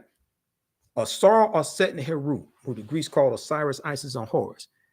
Evidence of this story goes back to as late as 3,300 BCE, before the Common Era, in ancient Nubia, Ta-Nehisi. Okay, now, Let's continue because we about to really get into it. Okay, I hope everybody's sitting down. I hope nobody's driving right now. Okay, I don't want to be responsible for any accidents. Okay. All right, now let's see here. Let's go back to this. All right, here. This is what I want right here. All right, give us a thumbs up, give us a heart, give us a like on this broadcast. Hopefully you're learning a lot. The knowledge, this knowledge of self led to an awareness of the powers of God which exists within man, as expressed in the myths of Asar, Osset, and Heru. This philosophy was in direct conflict with Christianity. This philosophy of awakening within you the power of God. That's not saying God doesn't exist. It's saying that you come from the source and you are supposed to acquire knowledge and achieve spiritual awakening and elevate your conscious level to awaken within inside of you the power of the creator. Okay, it's not saying that a supreme being doesn't exist. It's not saying that you are greater to the supreme being or equal to it. It's saying no, you have power within inside of you as well. Okay, as Professor James Small, one of my teachers, puts it, we're God having a human experience. We're God having a human experience. Okay. All right. So these teachings from ancient Kemet, from ancient Africa, are in direct conflict with European Christianity, which taught that man was conceived in sin and that salvation could only be gained through Jesus the Christ, Yeshua, the Pope, or other accepted intermediaries. They're saying, wait a second, no, for us to have control over people, we have to, number one, keep them poor and ignorant. Two, make sure they can't read. Three, don't take this the wrong way.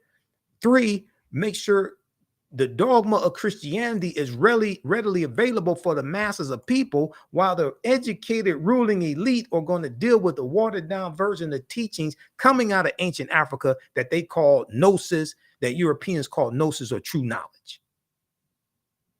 This is what's going on.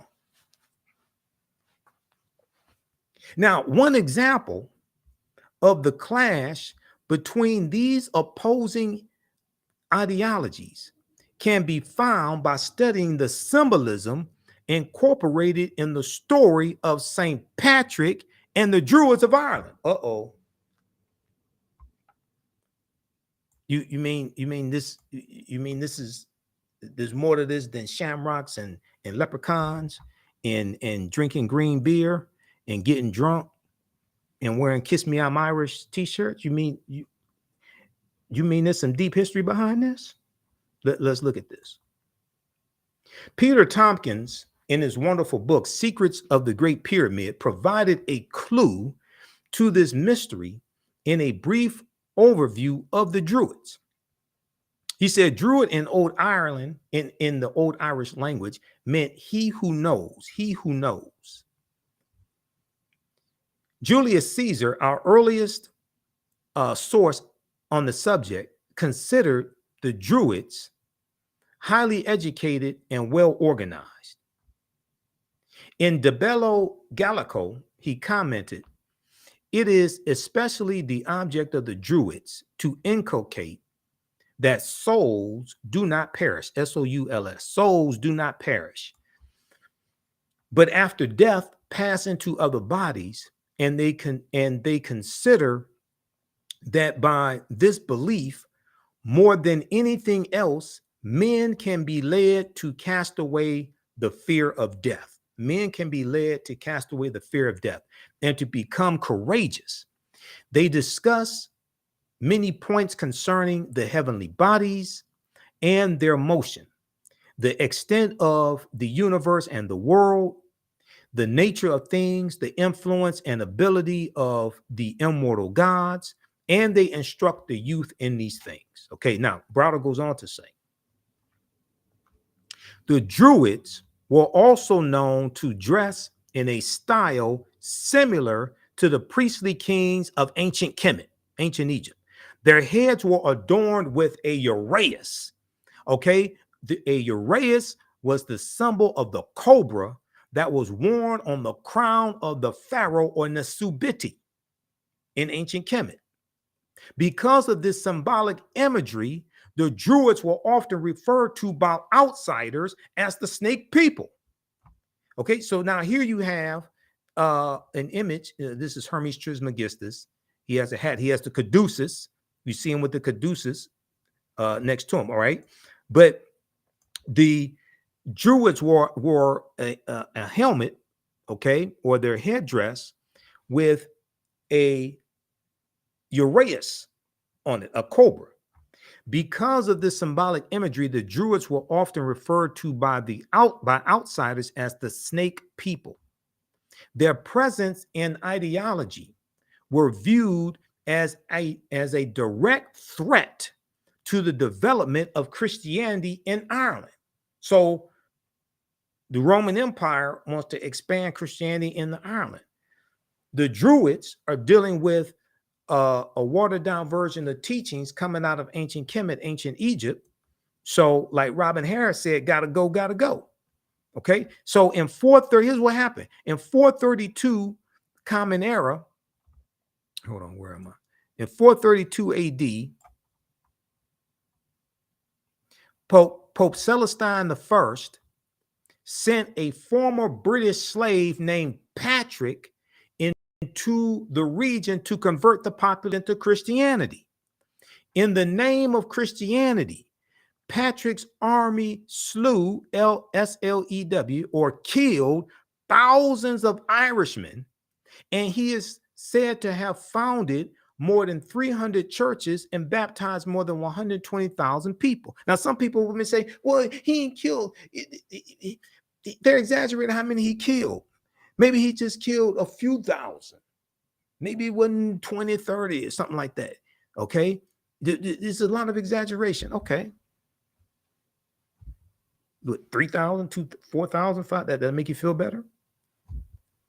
Patrick also introduced the Roman alphabet and Latin literature into Ireland.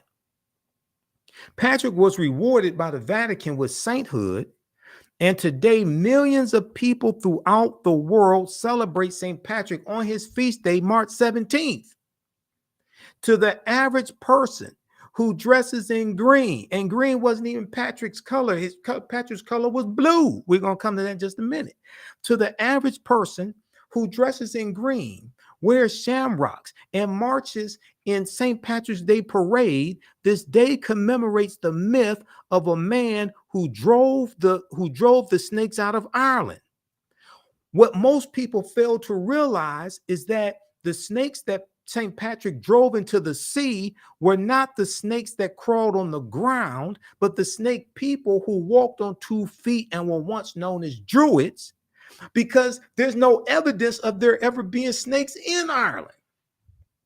So in other words, Patrick was a mass murderer on behalf of the Christian church who was sent into Ireland to kill the Druids who were dealing with a watered down version of teachings coming from our ancestors and to force Christianity on the Irish.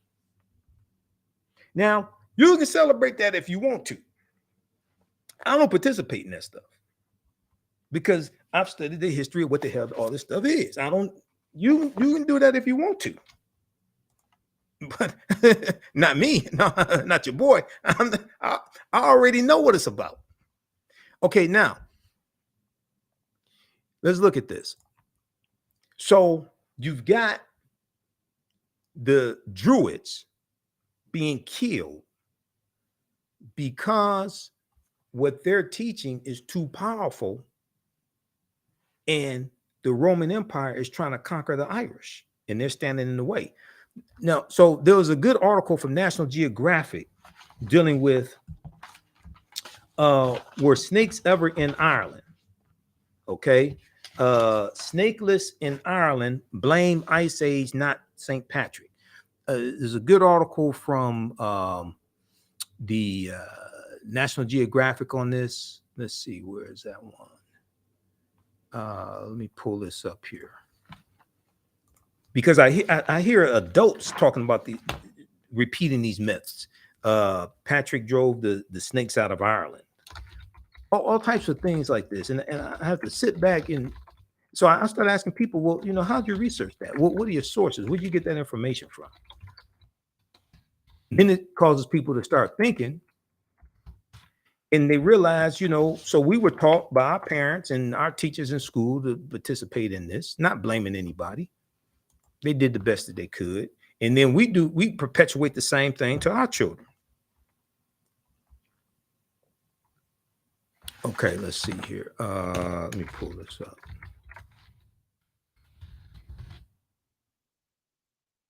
All right, so this article is, let's go to this one here from National Geographic.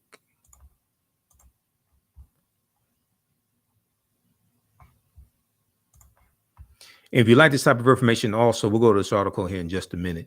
Number one, you can support the African History Network, $ the AHN Show through Cash App, $ the AHN Show through Cash App, also through PayPal, paypal.me/the AHN Show. We are celebrating our 14th anniversary of me broadcasting the African History Network Show. 14th year anniversary. First started March 10th, 2010. March 10th, 2010. Also visit our website, AfricanHistoryNetwork.com, because you can register for the online history classes that I teach on Saturdays, 2 p.m. Eastern Standard Time. Ancient Kemet, one of the original names for Egypt. Ancient Kemet, the Moors, and the Ma'afa. The Ma'afa is a Kiswahili term, which means the great disaster, refers to our Holocaust, the transatlantic slave trade. Ancient Kemet, the Moors, and the Ma'afa understand the transatlantic slave trade, what they didn't teach you in school. Okay, so we do Saturdays, 2 p.m. Eastern Standard Time. Next class is Saturday, March 16th, March 23rd, March 30th, April, I think it's April 6th.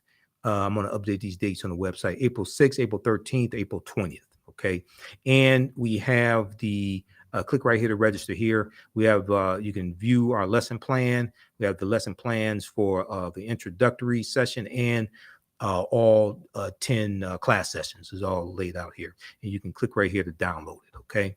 All right. So we'll see you in class. The information is PG-13, so you can use this with your children also. All right. Let's look at this article here. Here's the real reason why there aren't any snakes in Ireland. Here's the real reason why there are not any snakes in Ireland. This is from National Geographic.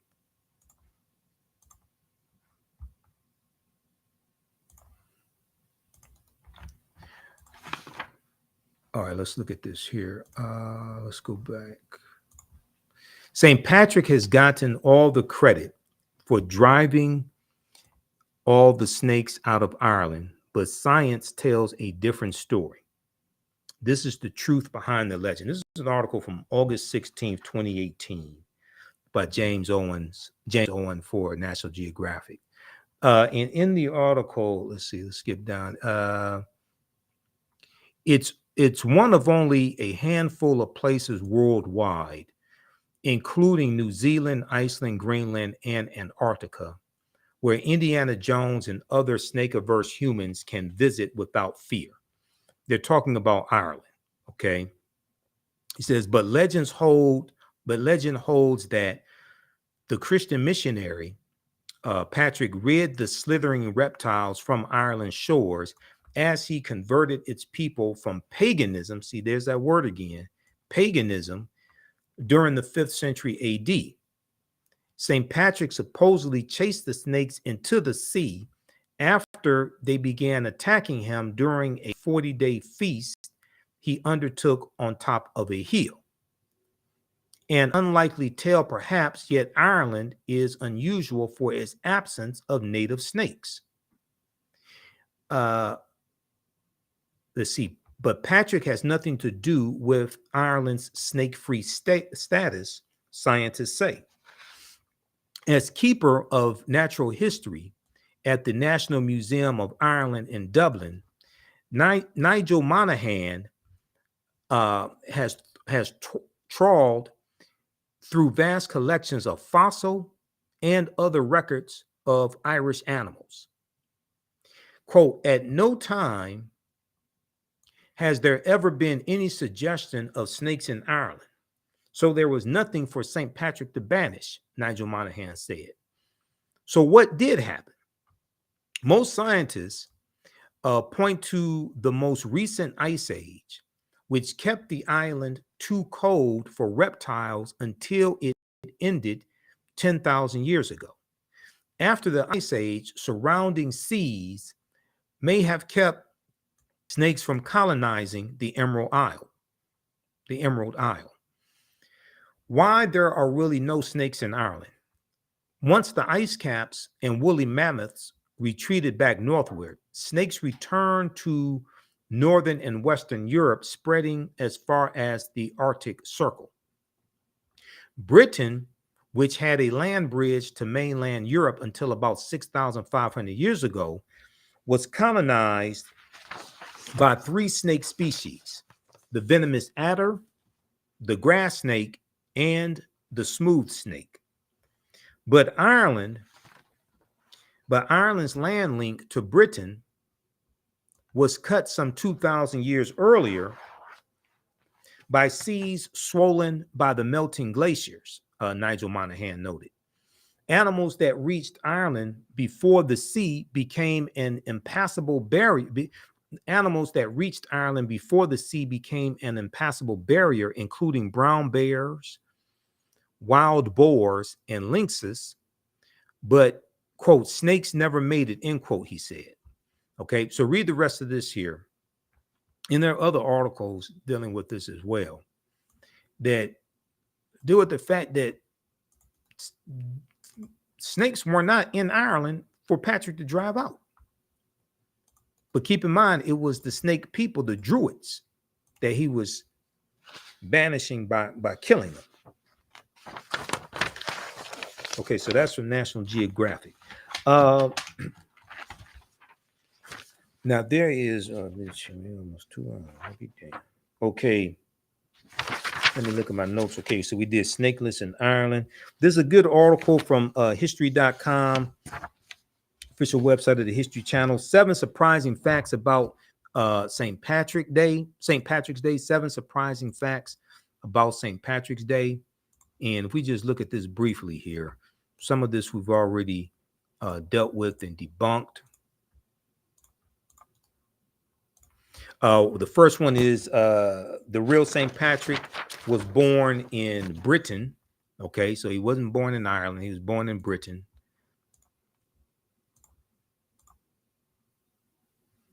Seven St. Patrick's Day legends and myths debunked.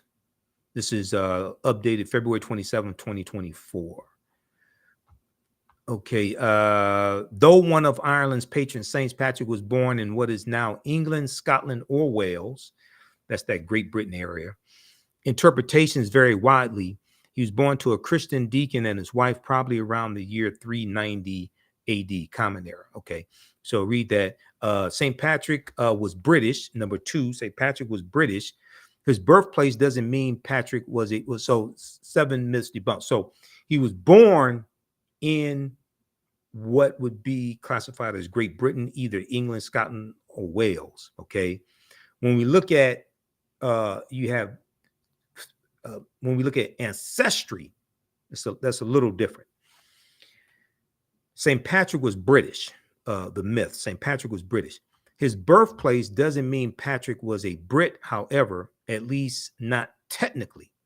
During his lifetime, the British Isles were occupied by the Romans, and a group that included Patrick's parents and thus the saint himself. It is unknown whether his family, thought to have been part of the Roman aristocracy, was indigenous Celts. Let's see.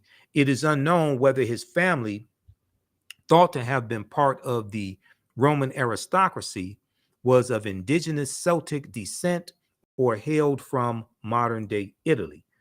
When Patrick penned the 2 surviving documents attributed to him, he wrote in Latin and signed his name Patricius, Patricus, but according to some accounts, he was born Maewyn Succat, Maewyn Succat. Okay, now the third myth, St. Patrick brought Christianity to Ireland in 431 AD, or Common Era. Before Patrick began preaching in Ireland, Pope Celestine I reportedly sent a bishop known as Palladius, as I said earlier, Palladius, to the Irish believing in Christ, an indication that some residents of the Emerald Isle of Ireland had already converted by then. One theory holds that the St. Patrick of lore or folklore is actually an amalgamation of two men, Palladius and the deacon's son, who first visited Ireland as enslaved men. Okay, then we talk about it's a myth that Patrick banished the snakes from Ireland, and green is a myth that green has historically been associated with St. Patrick's Day. The Irish countryside may be many shades of green, but knights in the order of St. Patrick wore a color known as St. Patrick's blue. Knights in the order of St. Patrick wore a color known as St. Patrick's blue. Why did green become so emblematic of St. Patrick that people began drinking green beer, wearing green with the small business, drinking green beer? Okay, why did green become so emblematic of St. Patrick that people began drinking green beer, wearing green, and of course dyeing the Chicago River green to mark the holiday he inspired? The association probably dates back to the 18th century, when supporters of Irish independence used the color green to represent their cause. Okay, so green wasn't even his color either. All right, so read the rest of this here. And corned beef is a classic St. Patrick's Day dish. That's a myth also. All right, so read the rest of this. 7 St. Patrick's Day legends and myths debunked. This is at history.com, official website of the History Channel. All right, now, there was a article that I saw dealing with Montserrat, the Caribbean island of Montserrat, and how Africans on that Caribbean island have a commemoration on St. Patrick's Day, but it's not for St. Patrick. Okay, and essence.com has an article about this. It's also an article from businessinsider.com that came out in 2023 that deals with this as well. But if we look at this piece here from essence.com, and I saw it earlier today on Instagram, and a friend of mine as well sent it to me through Instagram also. So I told her I would talk about it on today's show. Yes, a Caribbean island celebrates St. Patrick's Day. Here's why. This is the name of the article from essence.com. Let's pull this up. Yes, a Caribbean island celebrates St. Patrick's Day. Here's why. Beyond the parades and parties, Montserrat's St. Patrick's Day festival commemorates the enslaved Africans who lost their lives when their planned rebellion for March 17th, 1776 was uncovered. How many people have heard this history?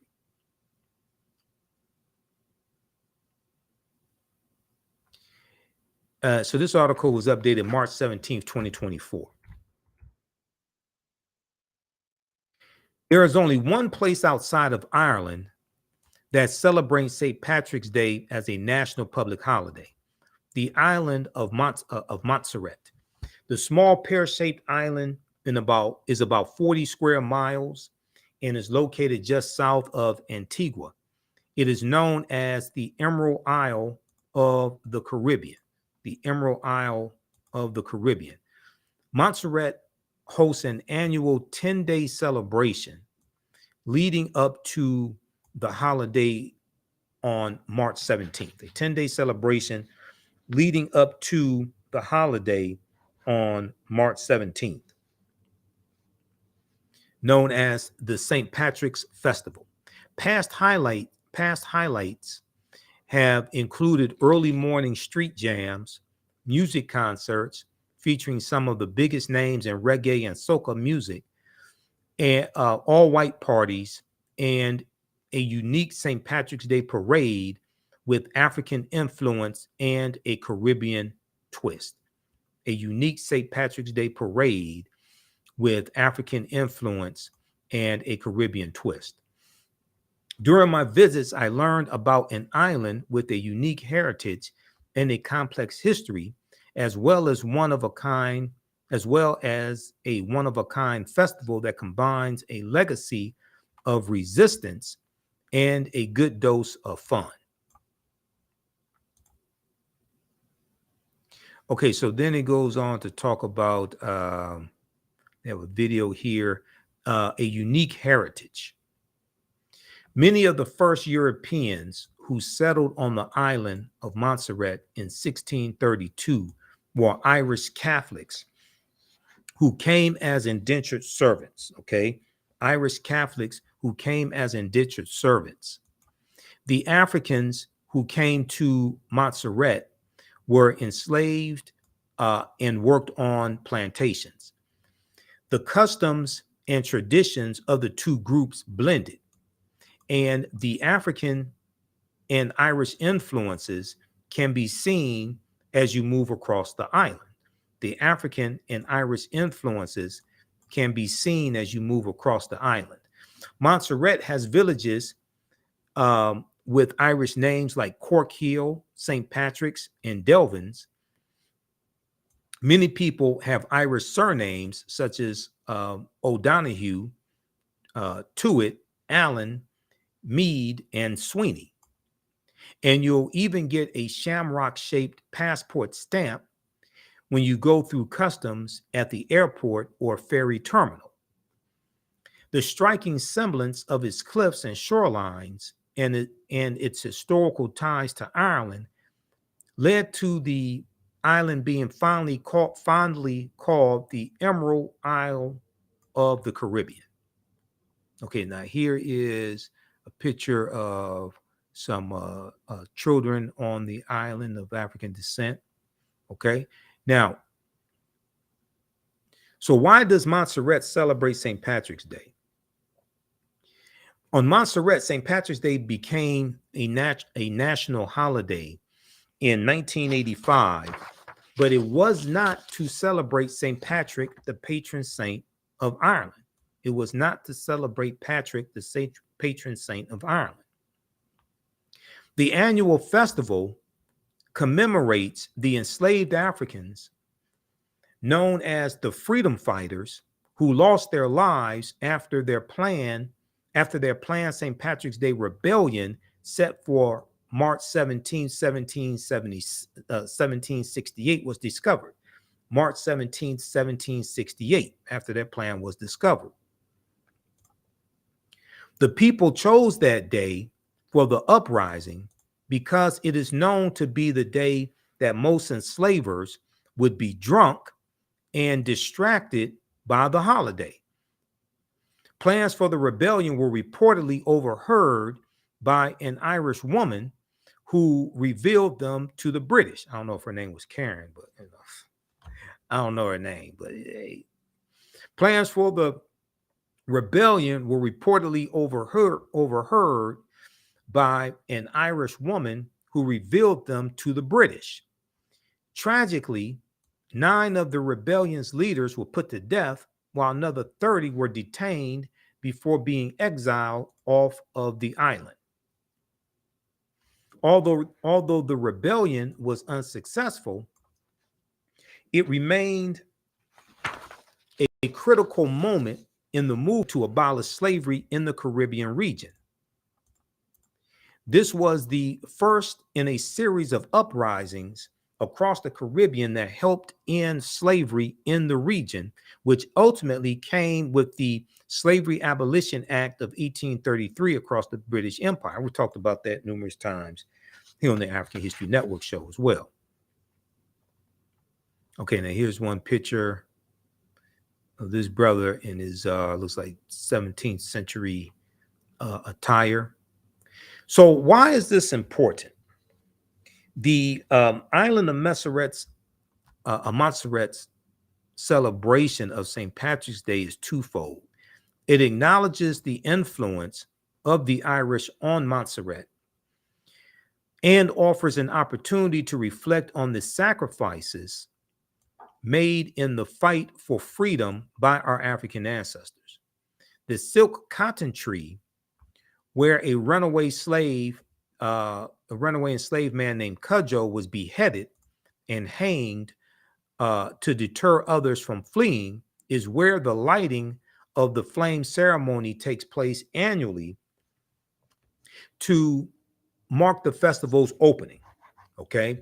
The 10-day experience concludes with a heritage feast that features dishes such as the hearty meat stew known as goat water, which is Montserrat's national dish.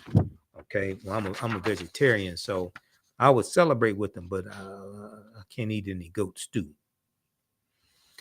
One thing that will always stand out to me is seeing the mixture of Ankara prints, Afro Madras clothes, and people dressed up as abolitionists, such as Olajide Equiano, amid leprechaun hats and t-shirts. It's a nuanced St. Patrick's Day celebration, unlike any other I have ever experienced, because it is really about honoring the memory of those freedom fighters, Black people, people of African descent, and their role in ending slavery on the island and beyond. Okay, so check out this piece from essence.com, Essence Magazine, from March 17th, 2024. Yes, a Caribbean island celebrates St. Patrick's Day. Here's why. And it's dealing with the commemoration of the slave rebellion in Montserrat that was thwarted. And the slave rebellion was planned for March 17th, 1768. All right. So how you all doing? How you all like this type of information? Give us a thumbs up, give us a heart, give us a like on this broadcast. Be sure to follow us on all of our social media platforms, and at our website, AfricanHistoryNetwork.com. At the top of the page, we have our social media platforms. Follow us on our Facebook fan page, The African History Network, The African History Network, our YouTube channel, Michael Imhotep, Imhotep. And on Instagram, The AHN Show on Instagram. Okay, now lastly, there's a article that I want to deal with. This deals with dispelling this myth, because over the past few years, there has been this misinformation floating around on social media that Patrick was killed with something like 200,000 Twa in Ireland. And that's what all this is really about, which is nonsense. Let's look briefly here. You can read the rest of this. Let's look briefly here at this article from Snopes.com, which dispels all this misinformation floating around on social media. I saw this one video of this white guy who was spreading this misinformation, cited no sources. It's just more nonsense. Now, that's not to say that the Twa were not in Ireland, because the Twa are the short-statured Africans. They basically have the oldest DNA on the planet. You may see them referred to as the Khoisan also. It's not saying that they weren't there in Ireland. They circumnavigated the globe. But Patrick killing 100,000, tens of thousands, 200,000, I've seen absolutely no evidence to substantiate anything like that. Did St. Patrick wipe out an African pygmy tribe, the first inhabitants of Ireland? A long-standing theory of ancient Irish history describes the genocide of the Twa Pygmies, purportedly the original source of the leprechaun myth. Now, this is from July 29th, 2019, Dan McGill, Guill, for Snopes.com. And Snopes, what they do is they investigate internet conspiracy theories and provide you with the evidence and let you know whether the conspiracy theory is true or false, but they provide you with the evidence so you can go research this. So the claim is that St. Patrick led the genocide of a contingent of Twa Pygmies from Central Africa who were the original inhabitants of the island. Okay, they said this is false. In the summer of 2019, we received renewed inquiries from readers about an unusual interpretation of the legacy of St. Patrick, one that claimed the patron saint of Ireland was responsible for the genocide of an African tribe who were purportedly the original inhabitants of that island. The theory has given rise to many memes and social media posts. Now, notice when you see these memes on social media, they usually don't cite any sources for their information. They usually don't cite any historical sources. It's just more BS. Okay. The theory has given rise to many memes and social media posts that in recent years have been shared widely, especially around March 17th, the feast day of St. Patrick. The memes are often accompanied by images that appear to show white men posing with African pygmies or African Twa.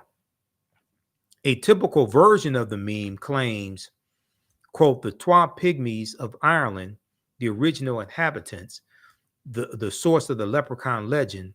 When you celebrate St. Patrick's Day, that's the celebration of their genocide. This is a celebration of a genocide, okay, but it's not of thousands of Twa. All of it, no. The theory is not backed by any historical evidence, and as a set of factual claims, it can be dismissed. One prominent historian told Snopes it was simply, quote, complete nonsense.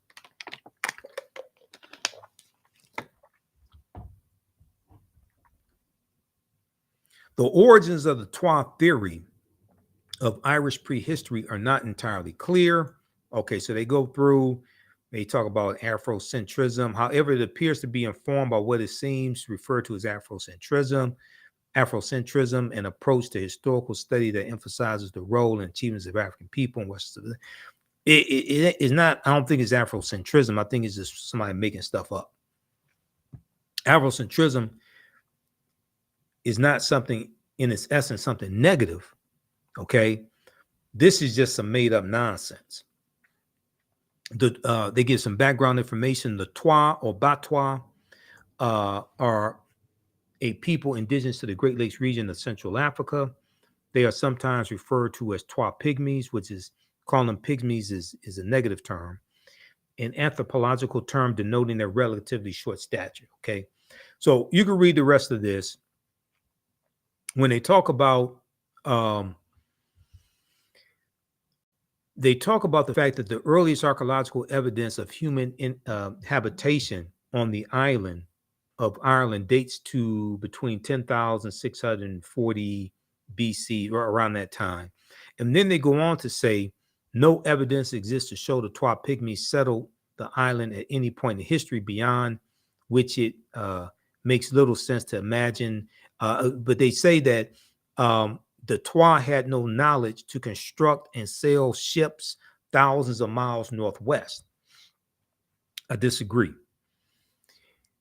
We understand that the Twa circumnavigated the globe, number one. Number two, when you look at the discovery that came out in 2012, I think it's 2012, and it's an article dealing with the Greek island of Crete, and how on the Greek island of Crete, stone tools were found that date back 130,000 years ago.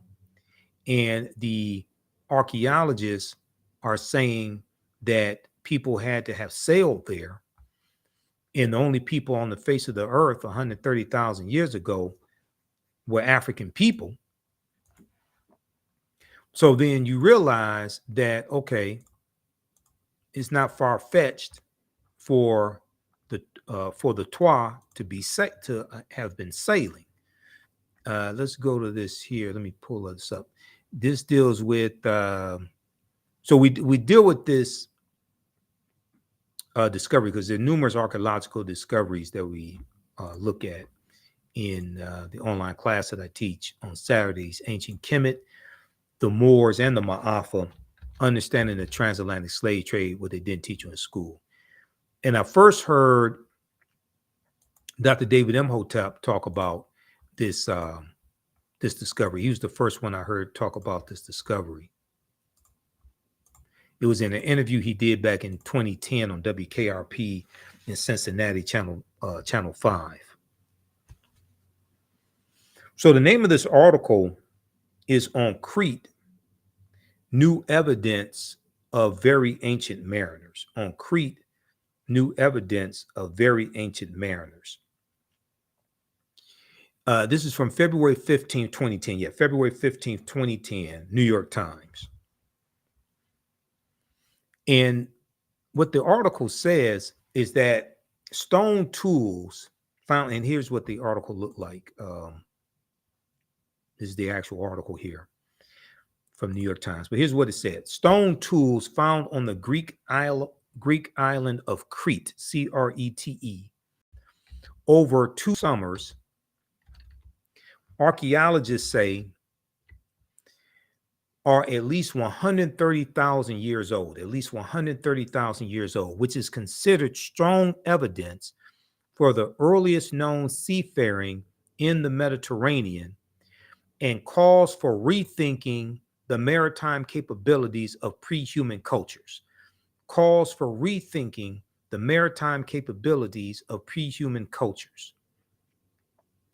Crete has been an island for more than 5 million years, meaning that the tool makers must have arrived by boat. So this seems to push the history of Mediterranean voyaging back more than 100,000 years.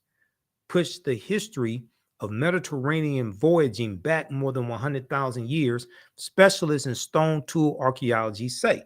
Now, you've heard me say before, here on the African History Network show and in my classes, the deeper they dig, the blacker the planet gets, the more research they do, the older we get. And when these archaeological discoveries come out, they keep having to push the timelines back. They keep having to back that thing up, okay? Like the song by Juvenile, 1999, okay? Cash Money Records is taking over for the 99 and 2000. Everybody knows the song. When the deeper they dig, the blacker the planet gets, the more research they do, the older we get. And there's numerous archaeological discoveries I've looked at. And the scientists, the archaeologists, the paleontologists, the anthropologists, they say this is causing us to rethink everything. They're realizing that all of this is much older than they thought, and they keep having to push the timelines back.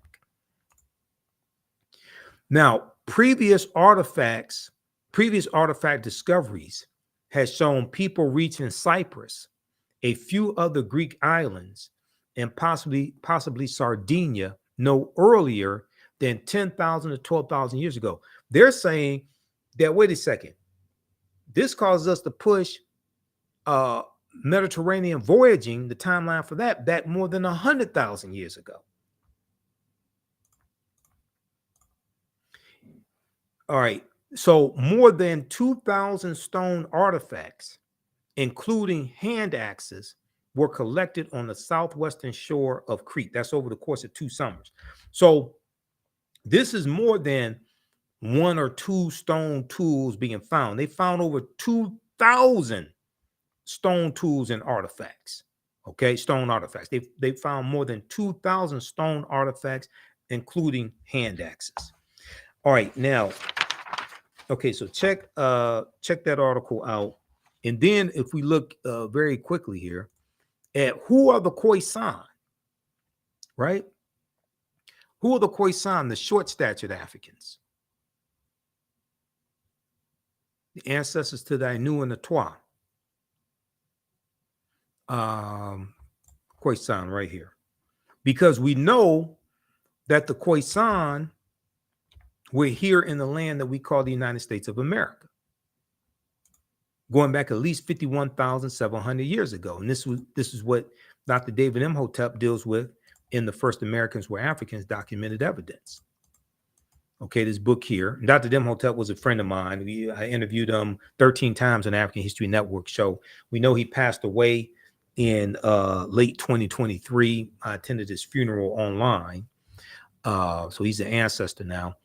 But this is his first book. His second book, The First Americans Were Africans, Revised and Expanded. Okay, it's his second book, and it has even more information. But page 14 of his book, he deals with this discovery made by Dr. Albert Goodyear, who's an archaeologist at the University of South Carolina.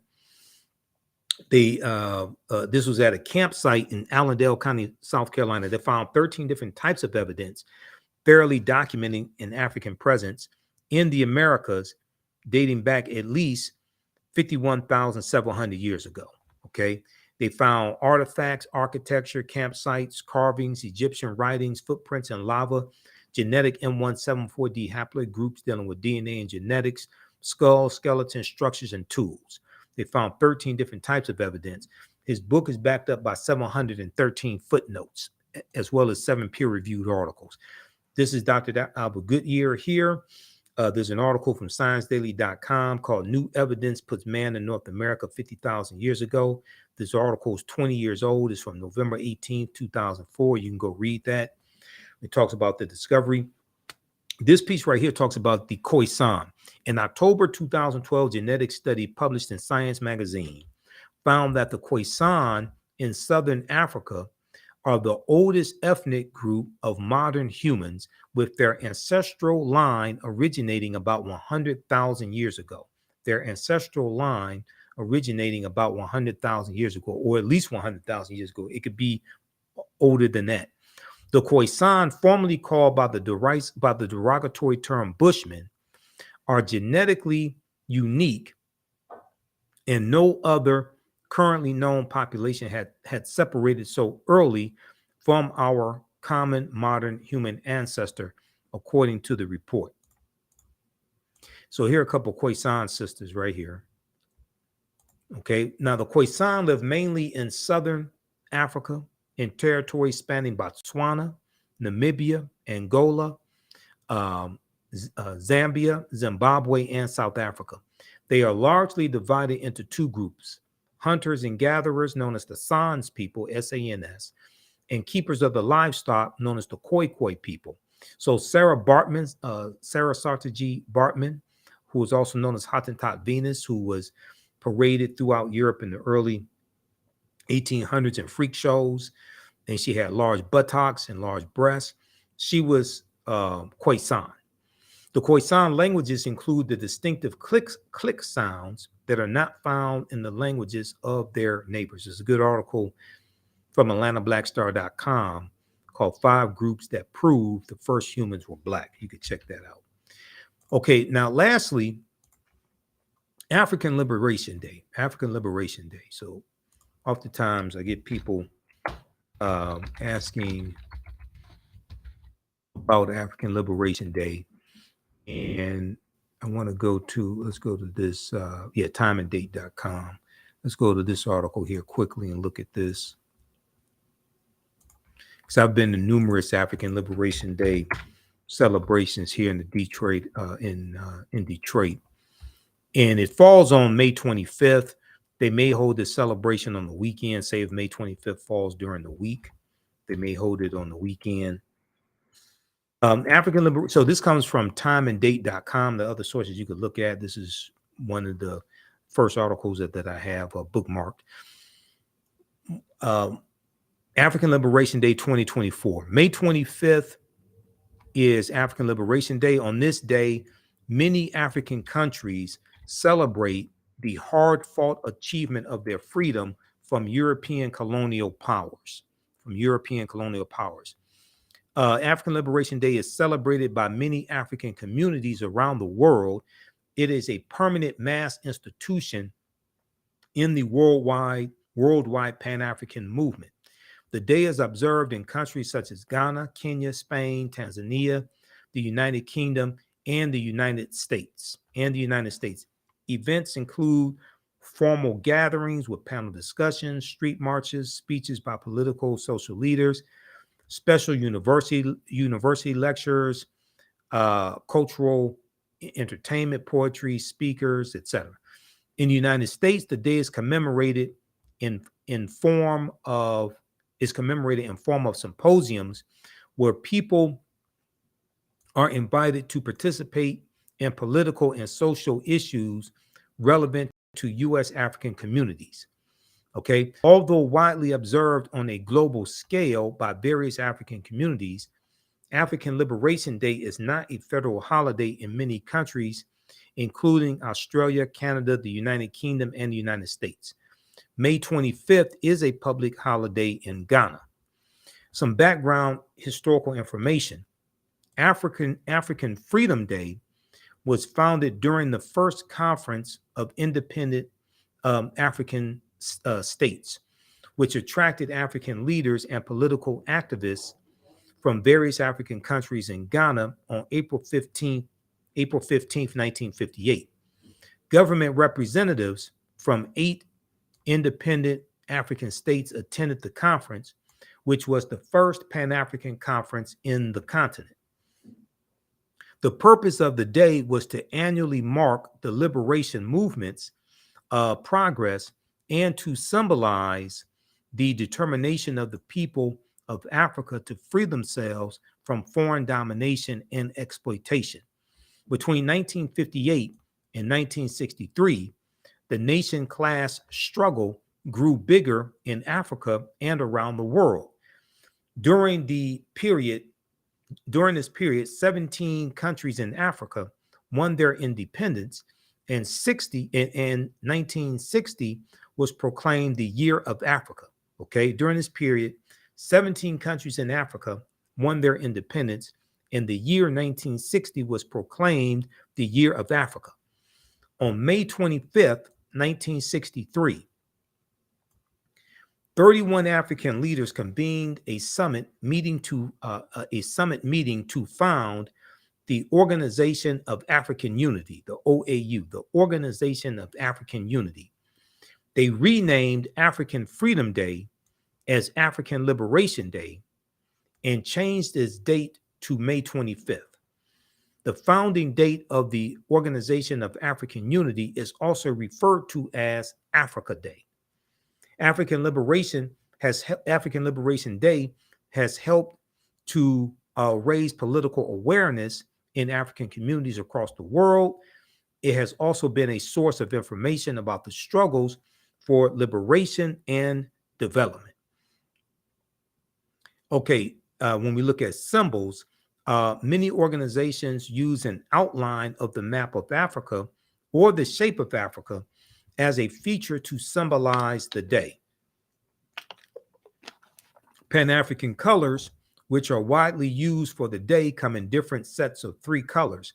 The green, gold, and red colors used in the flag of Ghana, and the red, black, and green colors adopted by the American-based Universal Negro Improvement Association and African Communities League, better known as the UNIA, which started in Jamaica in 1914.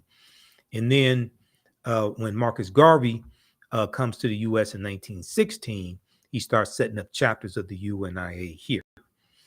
All right, so check that out at timeanddate.com, African Liberation Day, that article.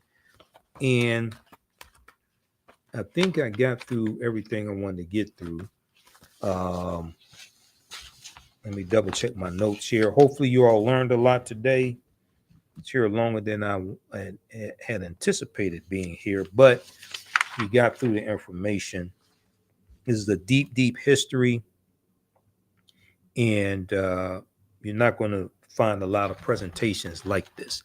If you like this type of information, be sure to register for the online history classes that I teach on Saturdays at our online school. Visit our website, AfricanHistoryNetwork.com, and right at the top of the page, we have the information. We teach the classes Saturdays, 2 p.m. Eastern Standard Time. Ancient Kemet, the Moors, and the Ma'afa. Kemet's one of the original names for Egypt.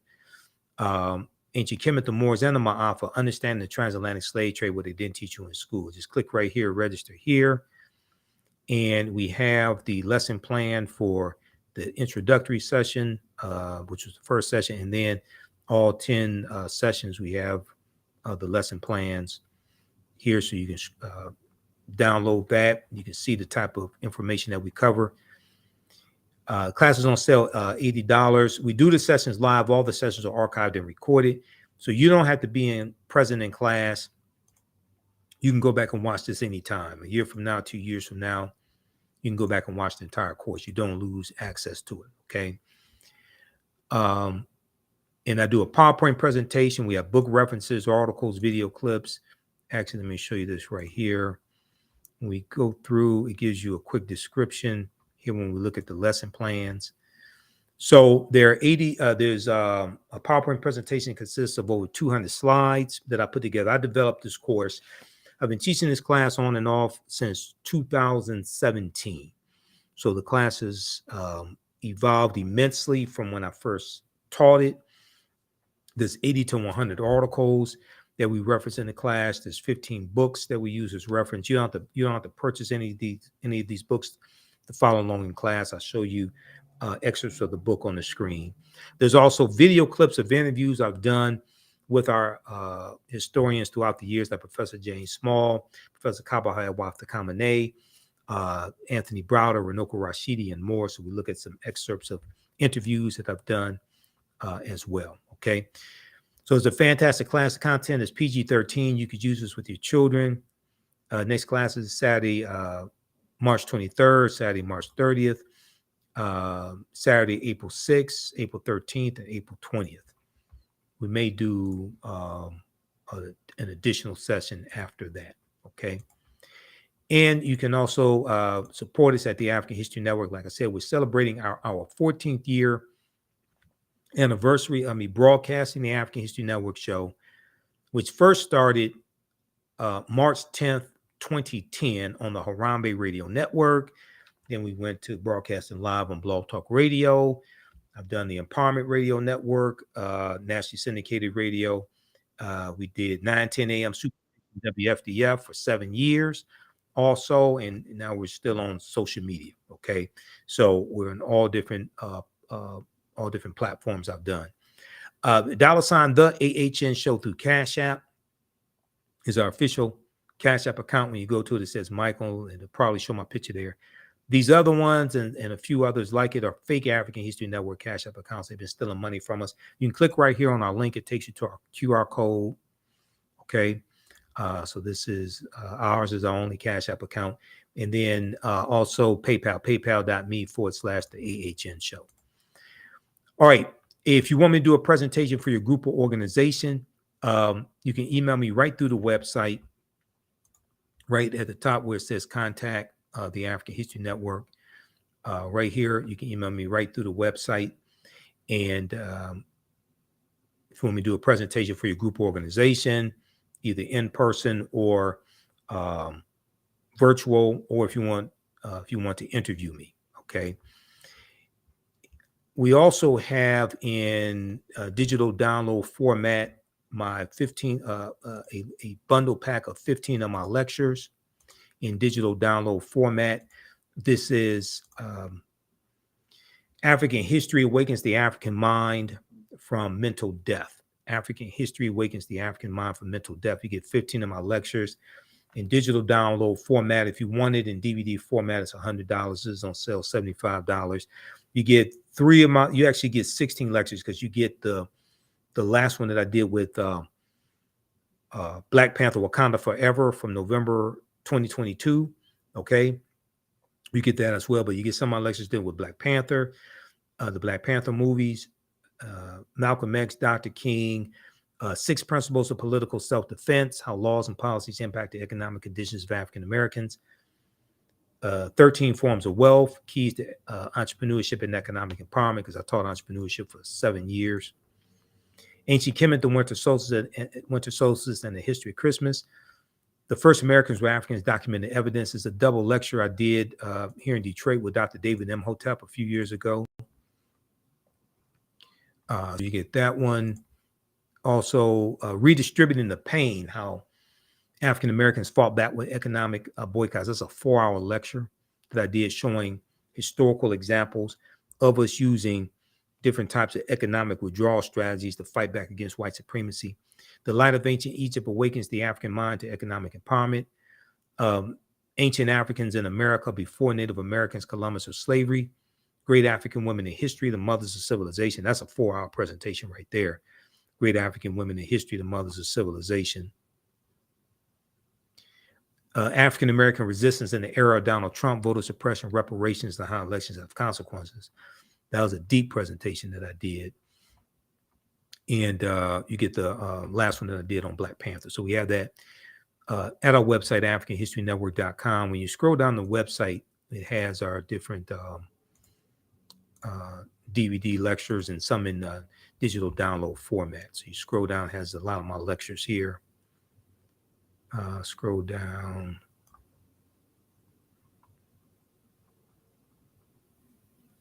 Right in here. Yep. Has DVD lectures, digital download format also. All right. Look, that's going to do it for us. Thanks for tuning in to this broadcast of the African History Network show. I know we covered a lot of information. This is a deep history dealing with St. Patrick's Day, dealing with the Druids, dealing with African history, all of that. So hopefully you learned a lot. Follow us on our social media platforms. Support the African History Network. Remember, right now is correct wrong behavior. It's not over till we win. Wakanda forever. And we'll talk to you next time. We're here. We broadcast Sundays, normally 9 p.m. Eastern Standard Time, the African History Network show. And wherever you get your audio podcast from, search for the African History Network show, because we're on iHeartRadio, Blog Talk, TuneIn, Castbox, Stitcher, FM players. So we're on like 9 different audio podcast platforms. All right. Talk to you next time.